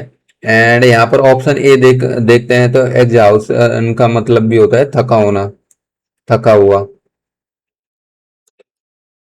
एंड यहाँ पर एपैथी का मतलब किसी को कोई फीलिंग से कोई मतलब नहीं है, मतलब जिसके अंदर ना तो अच्छी फीलिंग है ना बुरी फीलिंग है, वो मतलब बिल्कुल उदासीन है, उसको बोलते हैं एपैथी।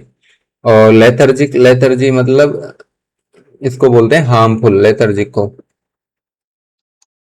एंड यहाँ पर विगोर, विगोर मतलब फिजिकली एक्टिव, एनर्जेटिक, एनर्जेटिक। तो यहाँ पर लेसिट्यूड का मतलब होता है डल, सुस्त, थका हुआ, एंड विगोर का मतलब होता है एनर्जेटिक। तो ऑप्शन नंबर सी हो जाएगा इसका एंटोनिम लेसिट्यूड का। तो एक एक वर्ड का एक्सप्लेनेशन देख लेते हैं। लेसिट्यूड इंग्लिश मीनिंग होता है ए स्टेट ऑफ फिजिकल और मेंटल वियरीनेस, इसको बोलते हैं थकान या आलस। Exhaustion a state of extreme tiredness, मतलब थका हुआ, थकान। And apathy lack of interest और कंसर्न, मतलब जिसके अंदर उदासीन जिसको बोलते हैं, जिसके अंदर ना तो अच्छी फीलिंग है ना बुरी फीलिंग है, बिल्कुल उदासीन है। विगोर मतलब physically strength and good good health, ऊर्जा, जोश, ताकत। And lethargic a lack of energy और एंथुसियाज्म, मतलब सुस्त बोलते हैं जिसको। ठीक है। नेक्स्ट क्वेश्चन नंबर 28 में पूछा गया है हमसे सेगेसियस। सेगेसियस का हमको एंटोनिम बताना है। ऑप्शन नंबर ए है इंसाइटफुल, ऑप्शन नंबर बी है वाइज, ऑप्शन नंबर सी है फुलिश, ऑप्शन नंबर डी है प्रूडेंट। ठीक है। तो सेगेसियस का मतलब क्या, मीनिंग क्या होता है प्रूडेंट, जिसको हम प्रूडेंट बोलते हैं, वाइज बोलते हैं, हिंदी में बोले तो समझदार बोलते हैं। ठीक है, समझदार। तो सेगेसियस का मतलब होता है समझदार। एंड इंसाइटफुल का मतलब भी, मीनिंग भी इसका सिनोनिम से हो जाएगा दूरदर्शी, इंसाइटफुल समझदार को बोलते हैं, वाइज समझदार इसका सिनोनिम है, प्रूडेंट भी इसका सिनोनिम है। और पुलिस इसका एंटोनिम हो जाएगा, पुलिस का मतलब होता है मूर्ख। ठीक है। तो ऑप्शन नंबर सी हो जाएगा, बेवकूफ को बोलते हैं पुलिस, एंड सेगेसियस समझदार को। तो एक एक का मीनिंग देख लेते हैं। सेगेसियस मतलब having keen mental discernment and good judgement, मतलब समझदार और बुद्धिमान को बोलते हैं जो गुड जजमेंट देता हो, मतलब जजमेंट का अच्छा जजमेंट देता हो, उसको बोलते हैं सेगेसियस। इंसाइटफुल भी सेम ही होता है, हैविंग और showing an accurate and deep understanding, जिसके अंदर डीप अंडरस्टैंडिंग है उसको बोलते हैं insightful. Wise having experience, knowledge and good judgement, same इसका, ये तीनों सिनोनिम्स है। एंड पुलिस इसका एंटोनिम हो जाएगा लैकिंग गुड सेंस और जजमेंट, जजमेंट की कमी होना उसको बोलते हैं पुलिस, जो उसको बोलते हैं हिंदी में मूर्ख। And prudent acting with showing care for the future, विवेकी, ये भी सिनोनिम से हो जाएगा सेगेसियस का। ठीक है। तो यहाँ पर देख सकते हो आप ऑप्शन नंबर ये इंसाइट, इंसाइटफुल, वाइज और प्रूडेंट तो इसके सिनोनिम ही थे सेगेसियस के। एंड एक ही ऑप्शन था जो एंटोनिम दे रखा था सीधा ही पुलिस। तो इस टाइप से भी अगर आप ऑप्शंस को ध्यान से पढ़ोगे तो इस टाइप से भी आप अटेम्प्ट कर सकते थे। नेक्स्ट क्वेश्चन है ओप्रोब्रियम। एंड यहाँ पर इसका एंटोनिम बताना है। ऑप्शन नंबर ए है डिसग्रेस, ऑप्शन नंबर बी है कंटेम्प्ट, ऑप्शन नंबर सी है honour, and option number D है सेंसर। तो ओप्रोब्रियम का मतलब मीनिंग क्या होता है, क्रिटिसाइज करना किसी को।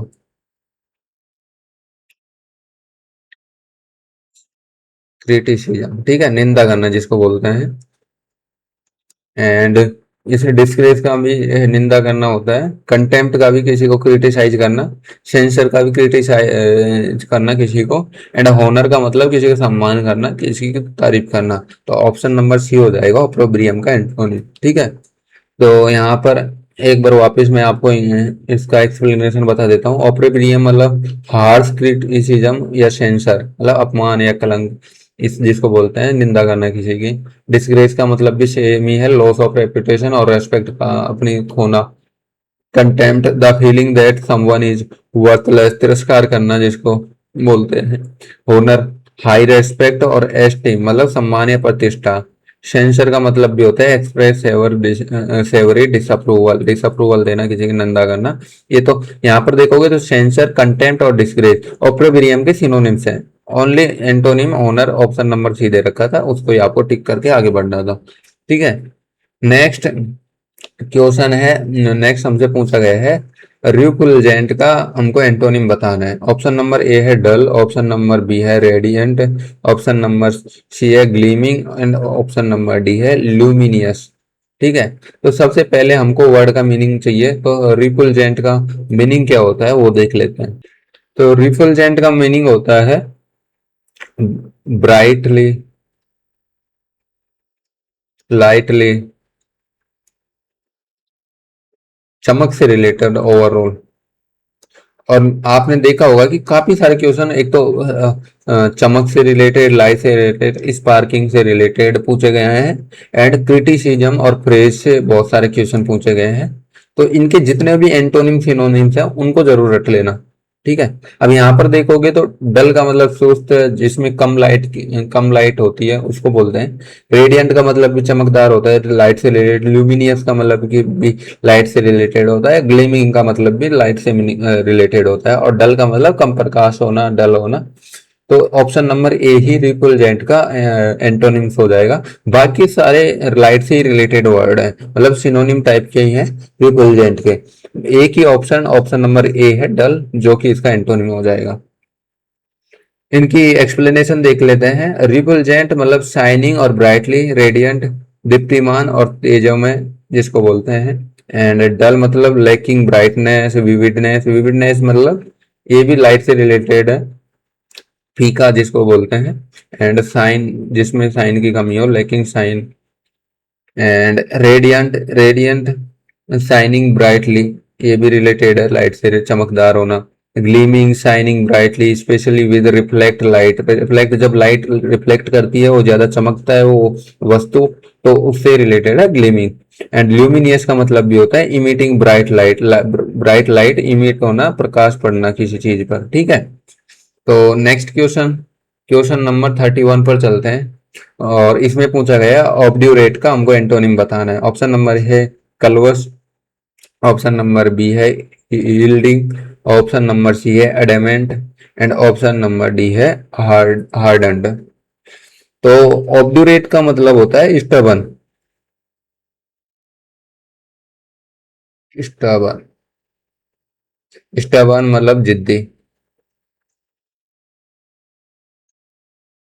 जो किसी की बात नहीं माने। एंड केलवस का मतलब होता है निर्दयी, ठीक है। एडामेंट का मतलब भी जिद्दी होता है, एंड हार्डन का मतलब भी कठोर होता है।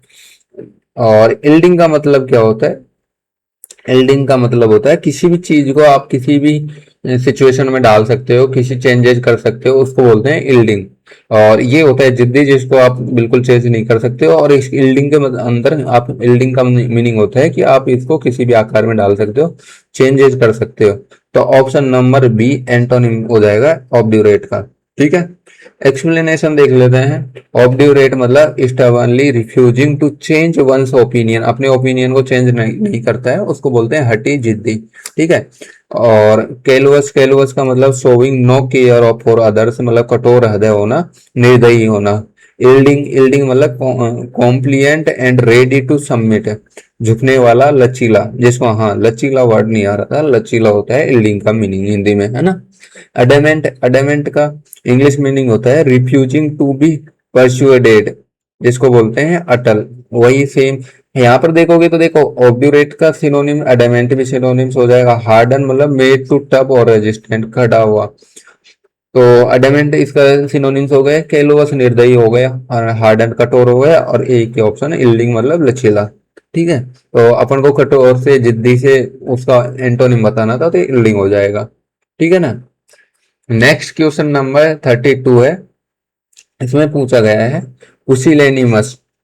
पुसिलेनिमस का हमको एंटोनिम बताना है। तो ऑप्शन नंबर ए है टिमिड, ऑप्शन नंबर बी है ब्रेव, ऑप्शन नंबर सी है cowardy cowardly, and option number D है फेंट हार्टेड। तो पुसिलेनिमस का मीनिंग क्या होता है? कावर्ड, कावर्ड होना, इसको हिंदी में बोलते हैं डरपोक होना। ठीक है, डरपोक को बोलते हैं पुसिलेनिमस।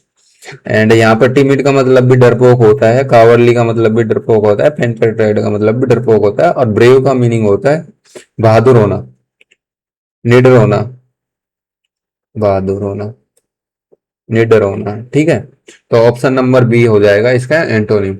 एक्सप्लेनेशन देख लेते हैं। पुसिलेनिमस का इंग्लिश मीनिंग है showing a lack of courage और डिटर्मिनेशन। टिमिड जिसको बोलते हैं टिमिड, जिसका डरपोक हिंदी में मीनिंग होता है। टिमिड डरपोक बताई दिया आपको, ब्रेव बहादुर हो गया, एंड कावर्डली भी जिसमें करेज, लैकिंग ऑफ करेज, एंड फेंट हार्टेड का मतलब भी डरपोक होता है। ठीक है।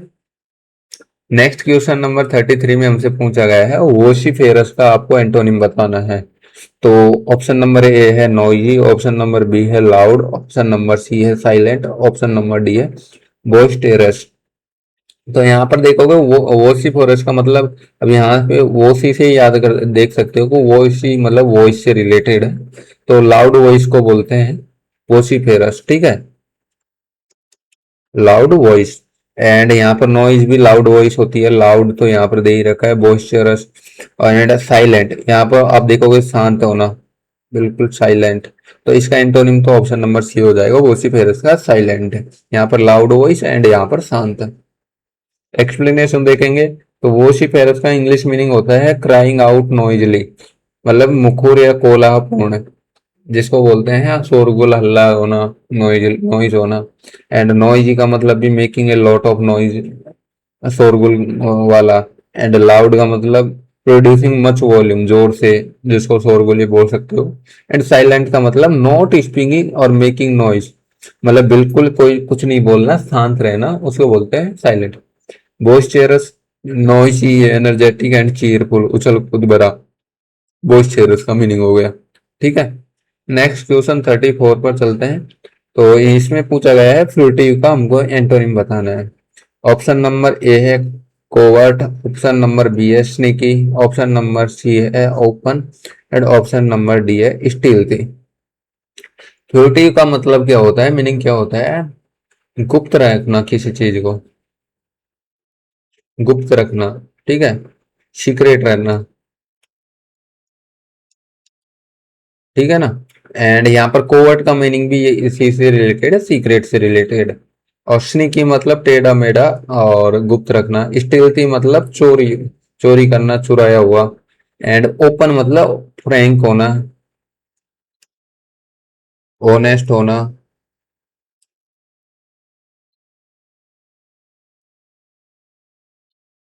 तो फ्यूटिव का एंटोनिम क्या हो जाएगा? ओपन। ठीक है, तो इनकी एक्सप्लेनेशन देख लेते हैं। फ्यूटिव का इंग्लिश मीनिंग होता है अटेम्प्टिंग टू अवॉइड नोटिस और अटेंशन, सीक्रेटिव मतलब गुप्त, चोरी छुपे। एंड कोवर्ट का मतलब भी सीक्रेट, चोरी छुपे। स्नीकी का मतलब भी सीक्रेट वे। एंड ओपन का मतलब नॉट सीक्रेट और हिडन, फ्रैंक होना, ऑनेस्ट होना, स्पष्ट होना, क्लियर होना। एंड स्टिल का मतलब क्लोसिंग मैनर, चुपके से, और चोरी, चोरी से रिलेटेड होता है। स्टील तो मतलब किसी चीज को चोरी करना। Next question 35। क्वेश्चन 35 में पूछा गया है एग्जीग्यूअस। एग्जीग्यूअस का हमको एंटोनिम बताना है। ऑप्शन नंबर ए है मियाग्री, ऑप्शन नंबर बी है प्लेंटीफुल, ऑप्शन नंबर सी है स्पार्स, ऑप्शन नंबर डी है स्किम्पी। तो एग्जीग्यूअस का मतलब होता है किसी चीज की मात्रा कम होना। ठीक है, जिसको बोलते हैं मी एग्री भी, किसी चीज की जितनी नीड है उससे कम होना क्वांटिटी, उसको बोलते हैं एग्जीग्यूअस। और मी एग्री भी इसका सिनोनिम है, स्पार्स भी इसका सिनोनिम है, और प्लेंटिफुल का मतलब होता है प्रचुर मात्रा में होना। प्रचुर मात्रा मतलब जितनी नीड है उससे ज्यादा होता होना, नीड से ज्यादा होना, उसको बोलते हैं प्लेंटिफुल, प्रचुर मात्रा में होना। और एग्जीग्यूअस का मतलब होता है नीड से कम होना कोई चीज, ठीक है। और इसके सिनोनिम है मी एग्री एंड स्पार्स, ठीक है। तो एक्सप्लेनेशन देख लेते हैं। एग्जीक्यूएस का इंग्लिश मीनिंग है वेरी स्मॉल इन साइज और अमाउंट, ठीक है। एंड मियाग्री का मतलब भी सिमिलर होता है, प्लेंटीफुल मतलब ज्यादा होना नीड से, एंड स्पार्स का मतलब भी छिटपुट स्कैटर्ड कम होना, एंड स्किम्पी का मतलब होता है प्रोवाइडिंग और consisting of less than is needed. और इसका मतलब भी वही सिनोनिम हो गया, ये भी स्किम्पी भी और मियाग्री भी, ठीक है। एंड स्पार्स का मतलब बिखरा हुआ होता है, स्कैटर्ड होता है, ठीक है। प्लेंटीफुल बता ही दिया, नीड से ज्यादा होना। नेक्स्ट क्वेश्चन 36 में पूछा गया है हमसे, ट्रांजिटरी का एंटोनिम बताना है। ऑप्शन नंबर ए है फ्लीटिंग, ऑप्शन नंबर बी है इटर्नल, ऑप्शन नंबर सी है मोमेंट्री, ऑप्शन नंबर डी है टेम्परेरी। तो ट्रांजिटरी का मतलब होता है मोमेंटुअस, मोमेंट्री, लास्ट, टेम्परेरी। टेम्परेरी बिल्कुल क्षण भर के लिए, अस्थाई, ठीक है। एंड फ्लीटिंग का मतलब भी लास्ट मोमेंट, मोमेंट्री का मतलब भी क्षण भर के लिए, टेम्परेरी। ये तो इसके हो गए सिनोनिम से। और एंटोनिम हो गया इटर्नल, इटर्नल का मतलब होता है शाश्वत, हमेशा के लिए, लास्टिंग, जो समाप्त नहीं होता उसको बोलते हैं इटर्नल। यहाँ पर इंग्लिश मीनिंग देख लेते हैं। ट्रांजिटरी नॉट परमानेंट या स्थाई, फ्लीटिंग का मतलब भी होता है lasting for very short time, eternal मतलब हमेशा, lasting, existing for ever without end, अनंत शाश्वत बोलते हैं। मोमेंटरी शॉर्ट टाइम के लिए, एंड टेम्परेरी भी शॉर्ट टाइम के लिए, लिमिटेड टाइम के लिए। Next question, question number 37, nugatory. Nugatory का हमको एंटोनिम बताना है। तो ऑप्शन नंबर ए है वर्थलेस, ऑप्शन नंबर बी है फ्यूटाइल, ऑप्शन नंबर सी है सिग्निफिकेंट, ऑप्शन नंबर डी है ट्रिवियल। तो इसका मतलब भी, तो नोगेटरी का मतलब होता है ट्रिवियल, तुच्छ, फ्यूटाइल, व्यर्थ की चीज, जिसको वर्थलेस बोलते हैं उसको। एंड ऑप्शन नंबर ए भी इसका सिनोनिम है, बी भी इसका सिनोनिम है, डी भी इसका सिनोनिम है। एंड सिग्निफिकेंट का मतलब होता है इम्पोर्टेंट, इम्पोर्टेंट। और नोगेटरी का मतलब होता है अनइम्पोर्टेंट, ठीक है।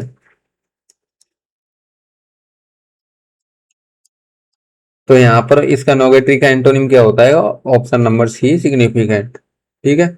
एक्सप्लेनेशन देख लेते हैं। नोगेटरी ऑफ नो वैल्यू और इम्पोर्टेंस मतलब अनइम्पोर्टेंट और वर्थलेस, व्यर्थहीन, महत्वहीन, इसका सिनोनिम वर्थलेस हो गया। फ्यूटाइल भी इसका सिनोनिम हो गया, मतलब incapable of producing any useful result, निरर्थक होना। सिग्निफिकेंट मतलब सफिशिएंट, ग्रेट और important to be worthy of attention. And trivial का मतलब भी होता है कोई वैल्यू नहीं होगा, little value of importance. Next question 38, vindicate का हमको एंटोनिम बताना है। ऑप्शन नंबर ए है जस्टिफाई, ऑप्शन नंबर बी है carefree, option number C है forgive, and option number D है अक्यूज। विंडिकेट मतलब कोई भी दोष से मुक्त करना, दोष मुक्त, उसको बोलते हैं विंडिकेट। एंड यहाँ पर ऑप्शन नंबर डी देखोगे तो यहाँ पर सीधा लिख रहा है अक्यूज, अक्यूज मतलब दोषी। तो इसमें से तो इसको, ये जस्ट इसका अपोजिट हो जाएगा। यहाँ विंडिकेट मतलब दोष मुक्त करना, और एक्यूज मतलब दोषी। एक्सप्लेनेशन देख लेते हैं। विंडिकेट मतलब इंग्लिश मीनिंग देखते हैं, क्लियर समवन ऑफ ब्लेम और सस्पेंशन, दोष मुक्त करना। जस्टिफाई मतलब प्रूव टू बी राइट और रीजनेबल, उचित ठहराना। केयर फ्री जो एंजाइटी और रेस्पॉन्सिबिलिटी फ्री हो। फॉरगिव मतलब stop feeling angry toward someone, क्षमा करना, किसी को माफ करना। अक्यूज का मतलब आप जानते ही हो, charge someone with an offence और क्राइम के ऊपर चार्ज करना, किसी के ऊपर दोषी ठहराना, उसको बोलते हैं अक्यूज। नेक्स्ट क्वेश्चन है डिसेंबल। ऑप्शन नंबर ए है डिसगाइज, ऑप्शन नंबर बी है रिवेल, ऑप्शन नंबर सी है ऑब्सक्योर, ऑप्शन नंबर डी है प्रिटेंड। डिसेंबल का मतलब होता है ढोंगी, ढोंग करना, जो नहीं हो वो आप अपने आप को प्रिटेंड करना, दिखाना। एंड रिवील का मतलब उजागर करना, ठीक है। तो ये इसका एंटोनिम हो जाएगा ऑप्शन नंबर बी। तो यहाँ पर डिसेंबल का इंग्लिश मीनिंग देखो तो काउंसिल वंस ट्रू मोटिव्स और बिलीव्स, मतलब छपाना ढोंग करना। डिस्गाइज का मतलब भी ढोंग करना, छद्म वेश धारण करना। रिवील का मतलब to make previously unknown information, मतलब प्रकट उजागर करना किसी चीज को। ऑब्सक्योर मतलब की फ्रॉम बीइंग सीन, स्पष्ट, अनक्लियर, अनसर्टेन। अनप्रिटेंड का मतलब भी होता है जो आप नहीं हो वो बताना आप अपने आप को। क्वेश्चन नंबर 40 में पूछा गया है ऑस्टेंटियस का एंटोनिम। ऑप्शन नंबर ए है मोडेस्ट, ऑप्शन नंबर बी है शोवी, ऑप्शन नंबर सी है फ्लैशी, ऑप्शन नंबर डी है प्रिटेंटियस। तो ऑस्टेंटियस का मीनिंग देख लेते हैं सबसे पहले। ऑस्टेंटियस का मतलब होता है कोई भी व्यक्ति जो बिल्कुल भड़कीला हो और मतलब कि छोटी छोटी चीजों को लेकर भड़क जाता हो उसको बोलते हैं ऑस्टेंटियस।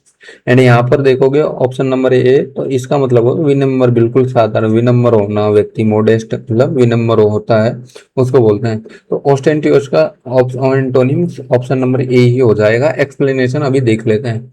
तो ऑस्टेंटियस का इंग्लिश मीनिंग होता है डिजाइन्ड टू इम्प्रेस और अट्रैक्ट नोटिस। शोवी जिसको बोलते हैं दिखावटी, जिसको मोदी जी बोलते हैं हाइपोक्रेसी की भी सीमा होती है। ठीक है। एंड मोडेस्टी, मोडेस्ट का मतलब होता है unassuming in the estimation of one's ability और अचीवमेंट्स, विनम्र साधारण। सोवी का मतलब होता है हैविंग ए स्ट्राइकिंग अपीयरेंस, चटकीला। And flashy, tending to attract attention in a flashy way, मतलब भड़कीला। And pretentious, attempting to impress by affecting greater importance, मतलब दिखावा करने वाला। तो यहाँ पर फ्लैशी सेम इसका सिनोनिम्स हो जाएगा ऑस्टेंटिवस का। ठीक है। एंड एंटोनिम मोडेस्ट हो जाएगा। ठीक है। नेक्स्ट क्वेश्चन 41 पर चलते हैं। तो हमसे पूछा गया है इम्पैक्ट यूनिवर्स का एंटोनिम 41 क्वेश्चन में। ठीक है।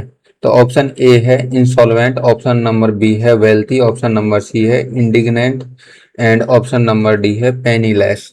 ठीक है। तो इम्पैक्ट यूनिवर्स का मीन्स होता है डेप्ट, डेप्ट नहीं कर दे पाना, मतलब कि दिवालिया होना, कर्जा नहीं चुका पाना, जिसको बोलते हैं कंगाल।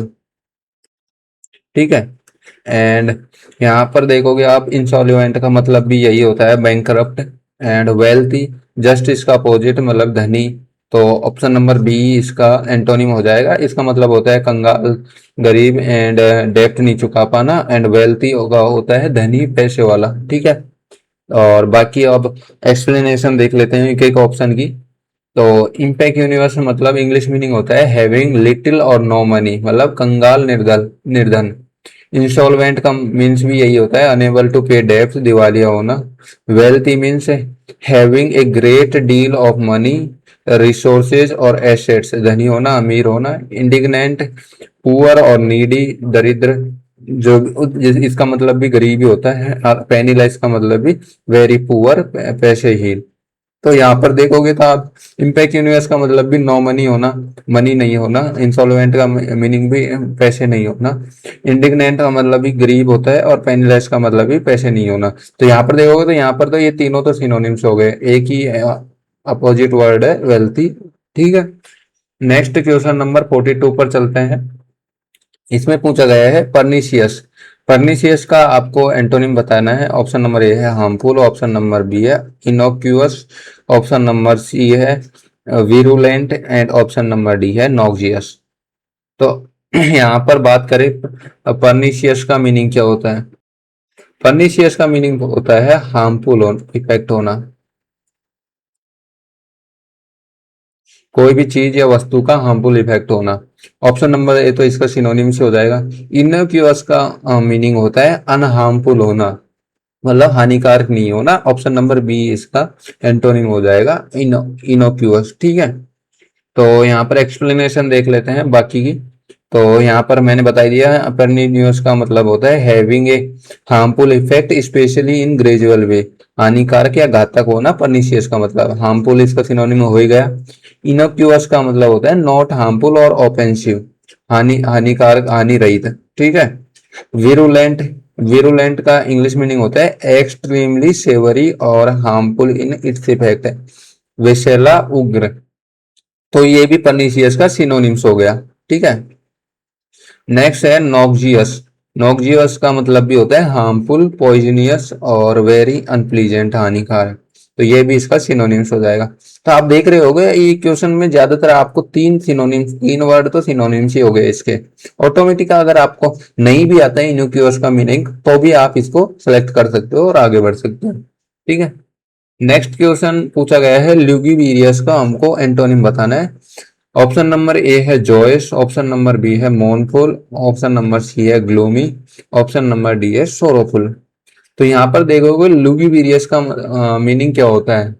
लुगिविरियस का मतलब होता है सैड, दुखी होना, सैड होना। एंड जॉयस का मतलब क्या होता है, हैप्पी होना।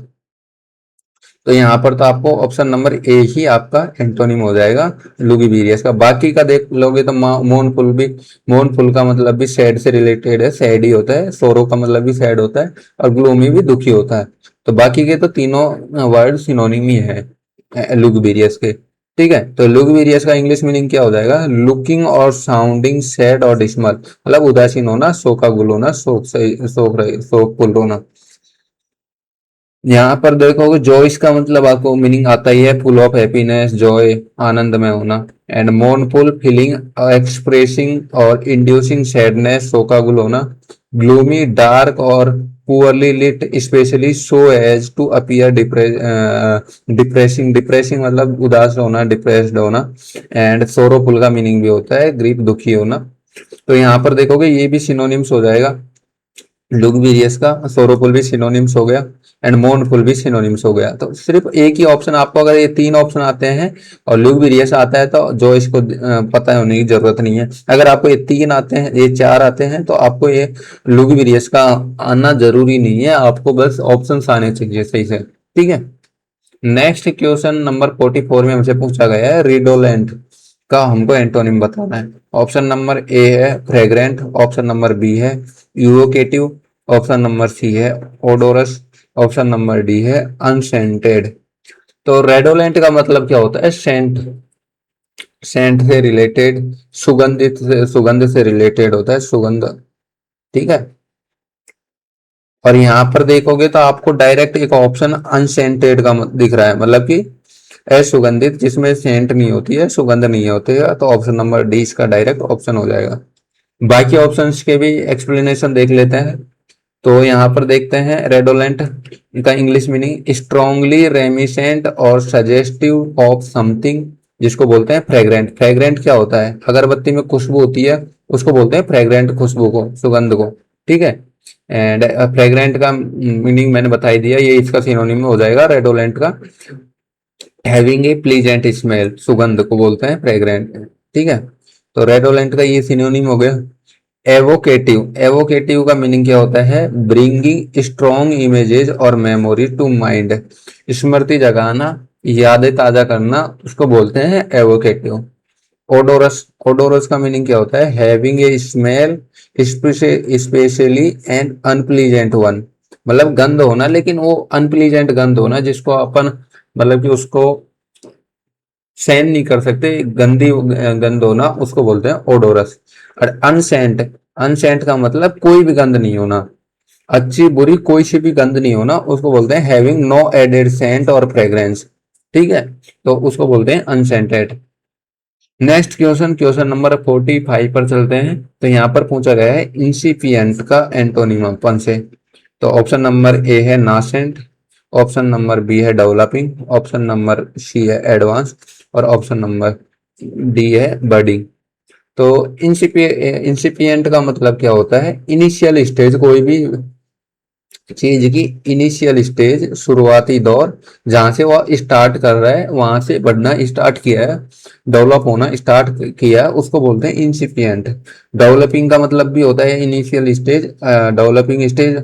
बडिंग का मतलब भी यही होता है, जनन होना, किसी चीज का विकास होना शुरुआत में। और एडवांस का मतलब होता है कि पूरा विकास हो चुका है, इनिशियल स्टेज कंप्लीट हो चुकी है, अब वो बिल्कुल एडवांस्ड है। ठीक है, तो यहाँ ऑप्शन नंबर सी इंसिपिएंट का एंटोनिम हो जाएगा। तो एक्सप्लेनेशन देख लेते हैं इंसिपिएंट की English meaning. In an initial stage, beginning to happen और डेवलप, प्रारंभिक और शुरुआती। जिसको बोलते हैं अवस्था। एंड नेसेंट, नासेंट का मतलब मीनिंग इंग्लिश में हो जाएगा जस्ट बिगिनिंग टू एग्जिस्ट और डेवलप, उद्भावमान, मतलब कि वही बिगिनिंग होना किसी भी डेवलप स्टेज की। तो ये इसका सिनोनिम हो जाएगा इंसिपिएंट का। ठीक है। नेक्स्ट क्वेश्चन, डेवलपिंग भी इसका सिनोनिम हो जाएगा, ग्रोविंग एंड चेंजिंग, होना, विकसित हो रहा है मतलब, है ना। एंड एडवांस का मतलब तो आपको पता ही है कि पूरी डेवलपिंग स्टेज कंप्लीट हो गई है, तो विकसित हो चुका है वो। एंड बडिंग का मतलब क्या होता है, बिगिनिंग टू डेवलप और शो प्रोमिस, मतलब ये भी सिनोनिम हो जाएगा इसका इंसिपिएंट का। ठीक है। तो यहाँ पर वापस सेम एक पैटर्न सा आप देखोगे, तो अगर आपको वर्ड्स आते हैं और अगर आपसे जो पूछा गया है अगर वो नहीं भी आता है, बाकी ऑप्शंस आते हैं, तो आप इजीली उसको सेलेक्ट कर सकते हो। क्यों, ऐसे ही आपने सिनोनिम्स में देखा होगा बहुत सारे 3 ऑप्शन सिनोनिम्स में सिमिलर आ रहे थे और एक डिफरेंट आ रहा था, तो ऑटोमेटिक वो क्वेश्चन सॉल्व हो रहे थे। वैसे ही इसमें भी सेम, अगर आपको 3 सिनोनिम से एक टाइप के वर्ड मिल रहे हैं, तो एक अपन ऑटोमेटिक एक अलग वाला ऑप्शन आप सेलेक्ट कर सकते हो। ठीक है। Next question 46, पुलवेराइज। पुलवेराइज का आपको एंटोनिम बताना है। तो ऑप्शन नंबर ए है क्रूम्बल, ऑप्शन नंबर बी है shatter, option number D C है रिस्टोर, ऑप्शन नंबर डी है क्रश। ठीक है। पुलवेराइज का मीनिंग क्या होता है, सबसे पहले ये देख लेते हैं। पुलवेराइज का मतलब होता है, सबसे पहले देखें तो फ्लोराइज का मतलब होता है किसी भी चीज को टुकड़ों में बांटना, बिल्कुल चूर चूर करना, जिसको बोलते हैं ना चूर चूर कर दूंगा, मतलब कि छोटे छोटे टुकड़ों में करना, किसी को पीसना, उसको बोलते हैं पुलवराइज। एंड आपने यहाँ पर देख रहे होगे कि रिस्टोर का मतलब क्या होता है, छोटे छोटे टुकड़ों को एक साथ जोड़ना, उसको बोलते हैं रिस्टोर। किसी चीज को स्थापित करना, पुनः स्थापित करना, मतलब कि उसको बोलते हैं रिस्टोर। और प्लुराइज का मतलब कि एक चीज को डिफरेंट, मतलब टुकड़ों में तोड़ना, और इसको रिस्टोर का मतलब होता है अलग अलग चीजों को जोड़ना। तो ये इसका एंटोनिम हो जाएगा ऑप्शन नंबर सी। बाकी एक एक वर्ड की एक्सप्लेनेशन देख लेते हैं यहाँ पर। तो पुलवराइज मतलब English meaning reduce to fine particles, और जिसको बोलते हैं क्रश करना। क्रश करना मतलब चूर चूर करना, पीसना। Crumble, break off all apart into small fragment, मतलब टुकड़ों में होना। नेक्स्ट शेटर, शेटर का इंग्लिश मीनिंग हो गया break suddenly and violently into pieces, चकनाचूर करना। सेम अब यहाँ पर भी देखोगे पोलराइज का ये सिनोनिम्स हो गया। रिस्टोर मतलब ब्रिंग बैक और रीस्टेब्लिश ए फॉर्मर प्रैक्टिस, राइट और सिचुएशन, पुनः स्थापित करना, सुधारना किसी चीज को। ठीक है, उसको बोलते हैं रिस्टोर। और क्रश का मतलब अभी आपको बताया था डिफॉर्म, प्रेस और क्रश फोर्सफुली, मतलब चकनाचूर करना, पीसना। ये भी इसका सिनोनिम्स हो जाएगा। ठीक है। तो यहाँ पर देखोगे तो यहाँ पर भी आपको 2 वर्ड तो इसके सिनोनिम्स मिल गए, ये भी सिमिलर इसका सिनोनिम ही हो जाएगा, क्योंकि इसमें भी वही सेम स्मॉल पार्ट में फ्रेगमेंट्स में तोड़ रहा है, तो ये भी सिनोनिम्स हो जाएगा। तो वही सिमिलर पैटर्न सा है। आपको अगर पोलराइज का मीनिंग भी नहीं आता, बाकी का मीनिंग आता है, तो आप यहाँ पर डिफरेंट ऑप्शन को चूज इजीली कर लोगे। नेक्स्ट क्वेश्चन 47 में अपन से पूछा है, रिकैल्सिट्रेंस का अपन को एंटोनिम बताना है। ऑप्शन नंबर ए है डिफियंस, ऑप्शन नंबर बी है कॉम्प्लियंस, ऑप्शन नंबर सी है रेजिस्टेंस, ऑप्शन नंबर डी है रेबेलियन। ठीक है। तो सबसे पहले रिकैल्सिट्रेंस का मीनिंग क्या होता है वो देख लेते हैं। रिकैल्सिट्रेंस का मीनिंग होता है कोई भी स्टबर्न व्यक्ति, स्टबर्न व्यक्ति,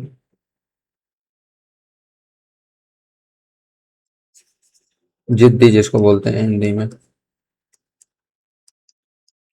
अड़ियल, जिसको अड़ियल भी बोलते हैं। और कॉम्प्लियंस का मीनिंग क्या होता है, कॉम्प्लियंस का मीनिंग होता है कोई भी किसी की भी आज्ञा को मान जाता है आसानी से, लॉ को फॉलो करता है, या किसी की बात को फॉलो मान जाता है, उसको बोलते हैं कॉम्प्लियंस। ठीक है। तो मतलब इसको बोलते हैं, जो जिद्दी का उल्टे को बोलते हैं कॉम्प्लियंस। रेबेलियन, रेबेलियन का क्या मीनिंग क्या होता है, विद्रोही, विद्रोही। ठीक है। एंड कॉम्प्लियंस का मतलब किसी भी लॉ को मानता है एंड किसी की आज्ञा को मानता है, उसको बोलते हैं कॉम्प्लियंस। और रिकैल्सिट्रेंस का मतलब किसी की आज्ञा नहीं मानता, लॉ नहीं मानता, जिद्दी होता है। तो ऑप्शन नंबर बी इसका एंटोनिम हो जाएगा रिकैल्सिट्रेंस का। बाकी का रेजिस्टेंस का मतलब भी प्रतिरोध करना, डिफेंस का आपको पता ही है। ठीक है। तो वापिस एक एक वर्ड को अपन एक्सप्लेन कर लेते हैं। रिकैल्सिट्रेंस मतलब an attitude of uncooperative attitude toward authority, मतलब अड़ियल होना, अवज्ञा नहीं मानना। डिफेंस, डिफेंस, ओपन रेजिस्टेंस और बोल्ड और डिसोबीडियंस, इसका ये भी आपका इसका सिनोनिम्स हो जाएगा रिकल्सिट्रेंस का। कॉम्प्लियंस मतलब द एक्शन और fact of complying with A wish और कमांड, कमांड या विश को कॉम्प्लाइंग करना, मतलब उसको मानना एक्शंस को, उसको बोलते हैं अनुपालन करना, आज्ञाकारिता, सॉरी। और रेजिस्टेंस, रेजिस्टेंस का मतलब भी होता है प्रतिरोध करना किसी चीज का, तो द रिफ्यूजल टू एक्सेप्ट और कॉम्प्ली, प्रतिरोध करना। रेजिस्टेंस तो आपने फिजिक्स में पढ़ा भी होगा। और रेबेलियन का मतलब आपको पता ही है, कोई भी रेबेलियन है, कोई भी विद्रोह होता है उसको बोलते हैं rebellion. An act of arm resistance, arm resistance होना, विद्रोह होना, उसको बोलते हैं रेबेलियन। नेक्स्ट क्वेश्चन नंबर 48 पर चलते हैं। उसमें पूछा गया है टॉर्पर का आपको मीनिंग बताना है, टॉर्पर का एंटोनिम बताना है। तो ऑप्शन नंबर ए है स्टूपर, ऑप्शन नंबर बी है लाइवलीनेस, ऑप्शन नंबर सी है स्लैगिशनेस एंड ऑप्शन नंबर डी है इनर्शिया। तो सबसे पहले टॉर्पर का आपको मीनिंग बताऊं तो मैं, टॉर्पर का मीनिंग होता है डल, सुस्त, सुस्त होना, उसको बोलते हैं टॉर्पर। अब यहाँ पर देखोगे आपको तो एक वर्ड लाइवलीनेस का मतलब क्या होता है, एनर्जाइज होना, ठीक है, एनर्जाइज होना, एंथुसियाजिक होना, लाइवलीनेस होना, इसको क्या वो ये इसका डायरेक्ट एंटोनिम हो जाएगा। इनर्शिया का मतलब क्या होता है, किसी चीज का विरोध करना, मतलब डल होना, सुस्त होना। इनर्शिया क्या होता है, इनर्शिया का मतलब ये होता है कि कोई भी चीज चल रही है तो उसका विरोध कर रहा है, उसका रेजिस्टेंस, उसको बोलते हैं इनर्शिया। तो एक एक वर्ड का मीनिंग देख लेते हैं। सबसे पहले इनर्शिया का ही देख लेते हैं।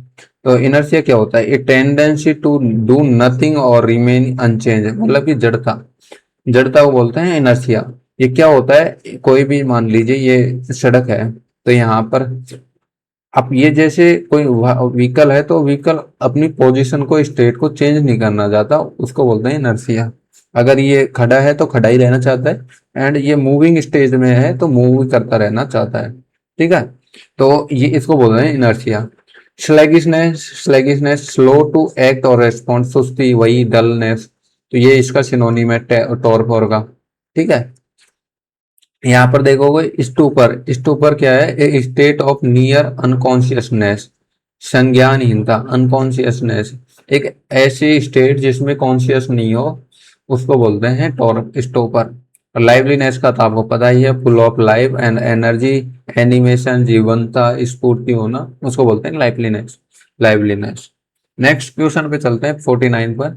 तो प्रोजेक्ट का आपको एंटोनिम बताना है। ऑप्शन नंबर ए है इमेजिनेटिव, ऑप्शन नंबर बी है बैनल, ऑप्शन नंबर सी है ऑर्डिनरी, ऑप्शन नंबर डी है डल। तो यहाँ पर प्रोजेक्ट क्या होता है, प्रोजेक्ट का मतलब भी डल होता है, ठीक है। डल होना, कोई भी क्रिएटिविटी नहीं करना, बिल्कुल सुस्त होना। और इमेजिनेटिव देखते हैं तो इमेजिनेटिव क्या होता है, इमेज में क्रिएटिव होना, इमेजों में क्रिएटिव क्रिएटिवनेस होना। और कोई भी चीज इमेज करेगा, इमेजिनेशन करेगा तो क्रिएटिविटी के कारण ही करेगा, कि कुछ ऐसी चीज सोच ली जैसे कि मैं अमीर हो गया, या फिर कोई भी ऐसी चीज कि भाई मैं इस जॉब में लग गया, इस टाइप की। जैसे इंसान इमेजिनेशन में क्रिएटिविटी होती है, उसको बोलते हैं इमेजिनेटिव। एंड प्रोजेक्ट इसका जस्ट अपोजिट है डल होना, मतलब कुछ सोचना नहीं, कुछ भी नहीं करना और बिल्कुल पड़ा रहना, सुस्ती होना, उसको बोलते हैं प्रोजेक्ट। तो इसका ही एंटोनिम इमेजिनेटिव ही हो जाएगा। अब एक्सप्लेनेशन देख लेते हैं एक एक ऑप्शन की। तो प्रोजेइक का इंग्लिश मीनिंग होता है हैविंग द स्टाइल और डिक्शन ऑफ प्रोज, या अनपोएटिक, डल, जिसको बोलते हैं डल, साधारण या नीरस, सुस्त। और इमेजिनेटिव का मीनिंग क्या होता है, हैविंग और शोविंग क्रिएटिविटी और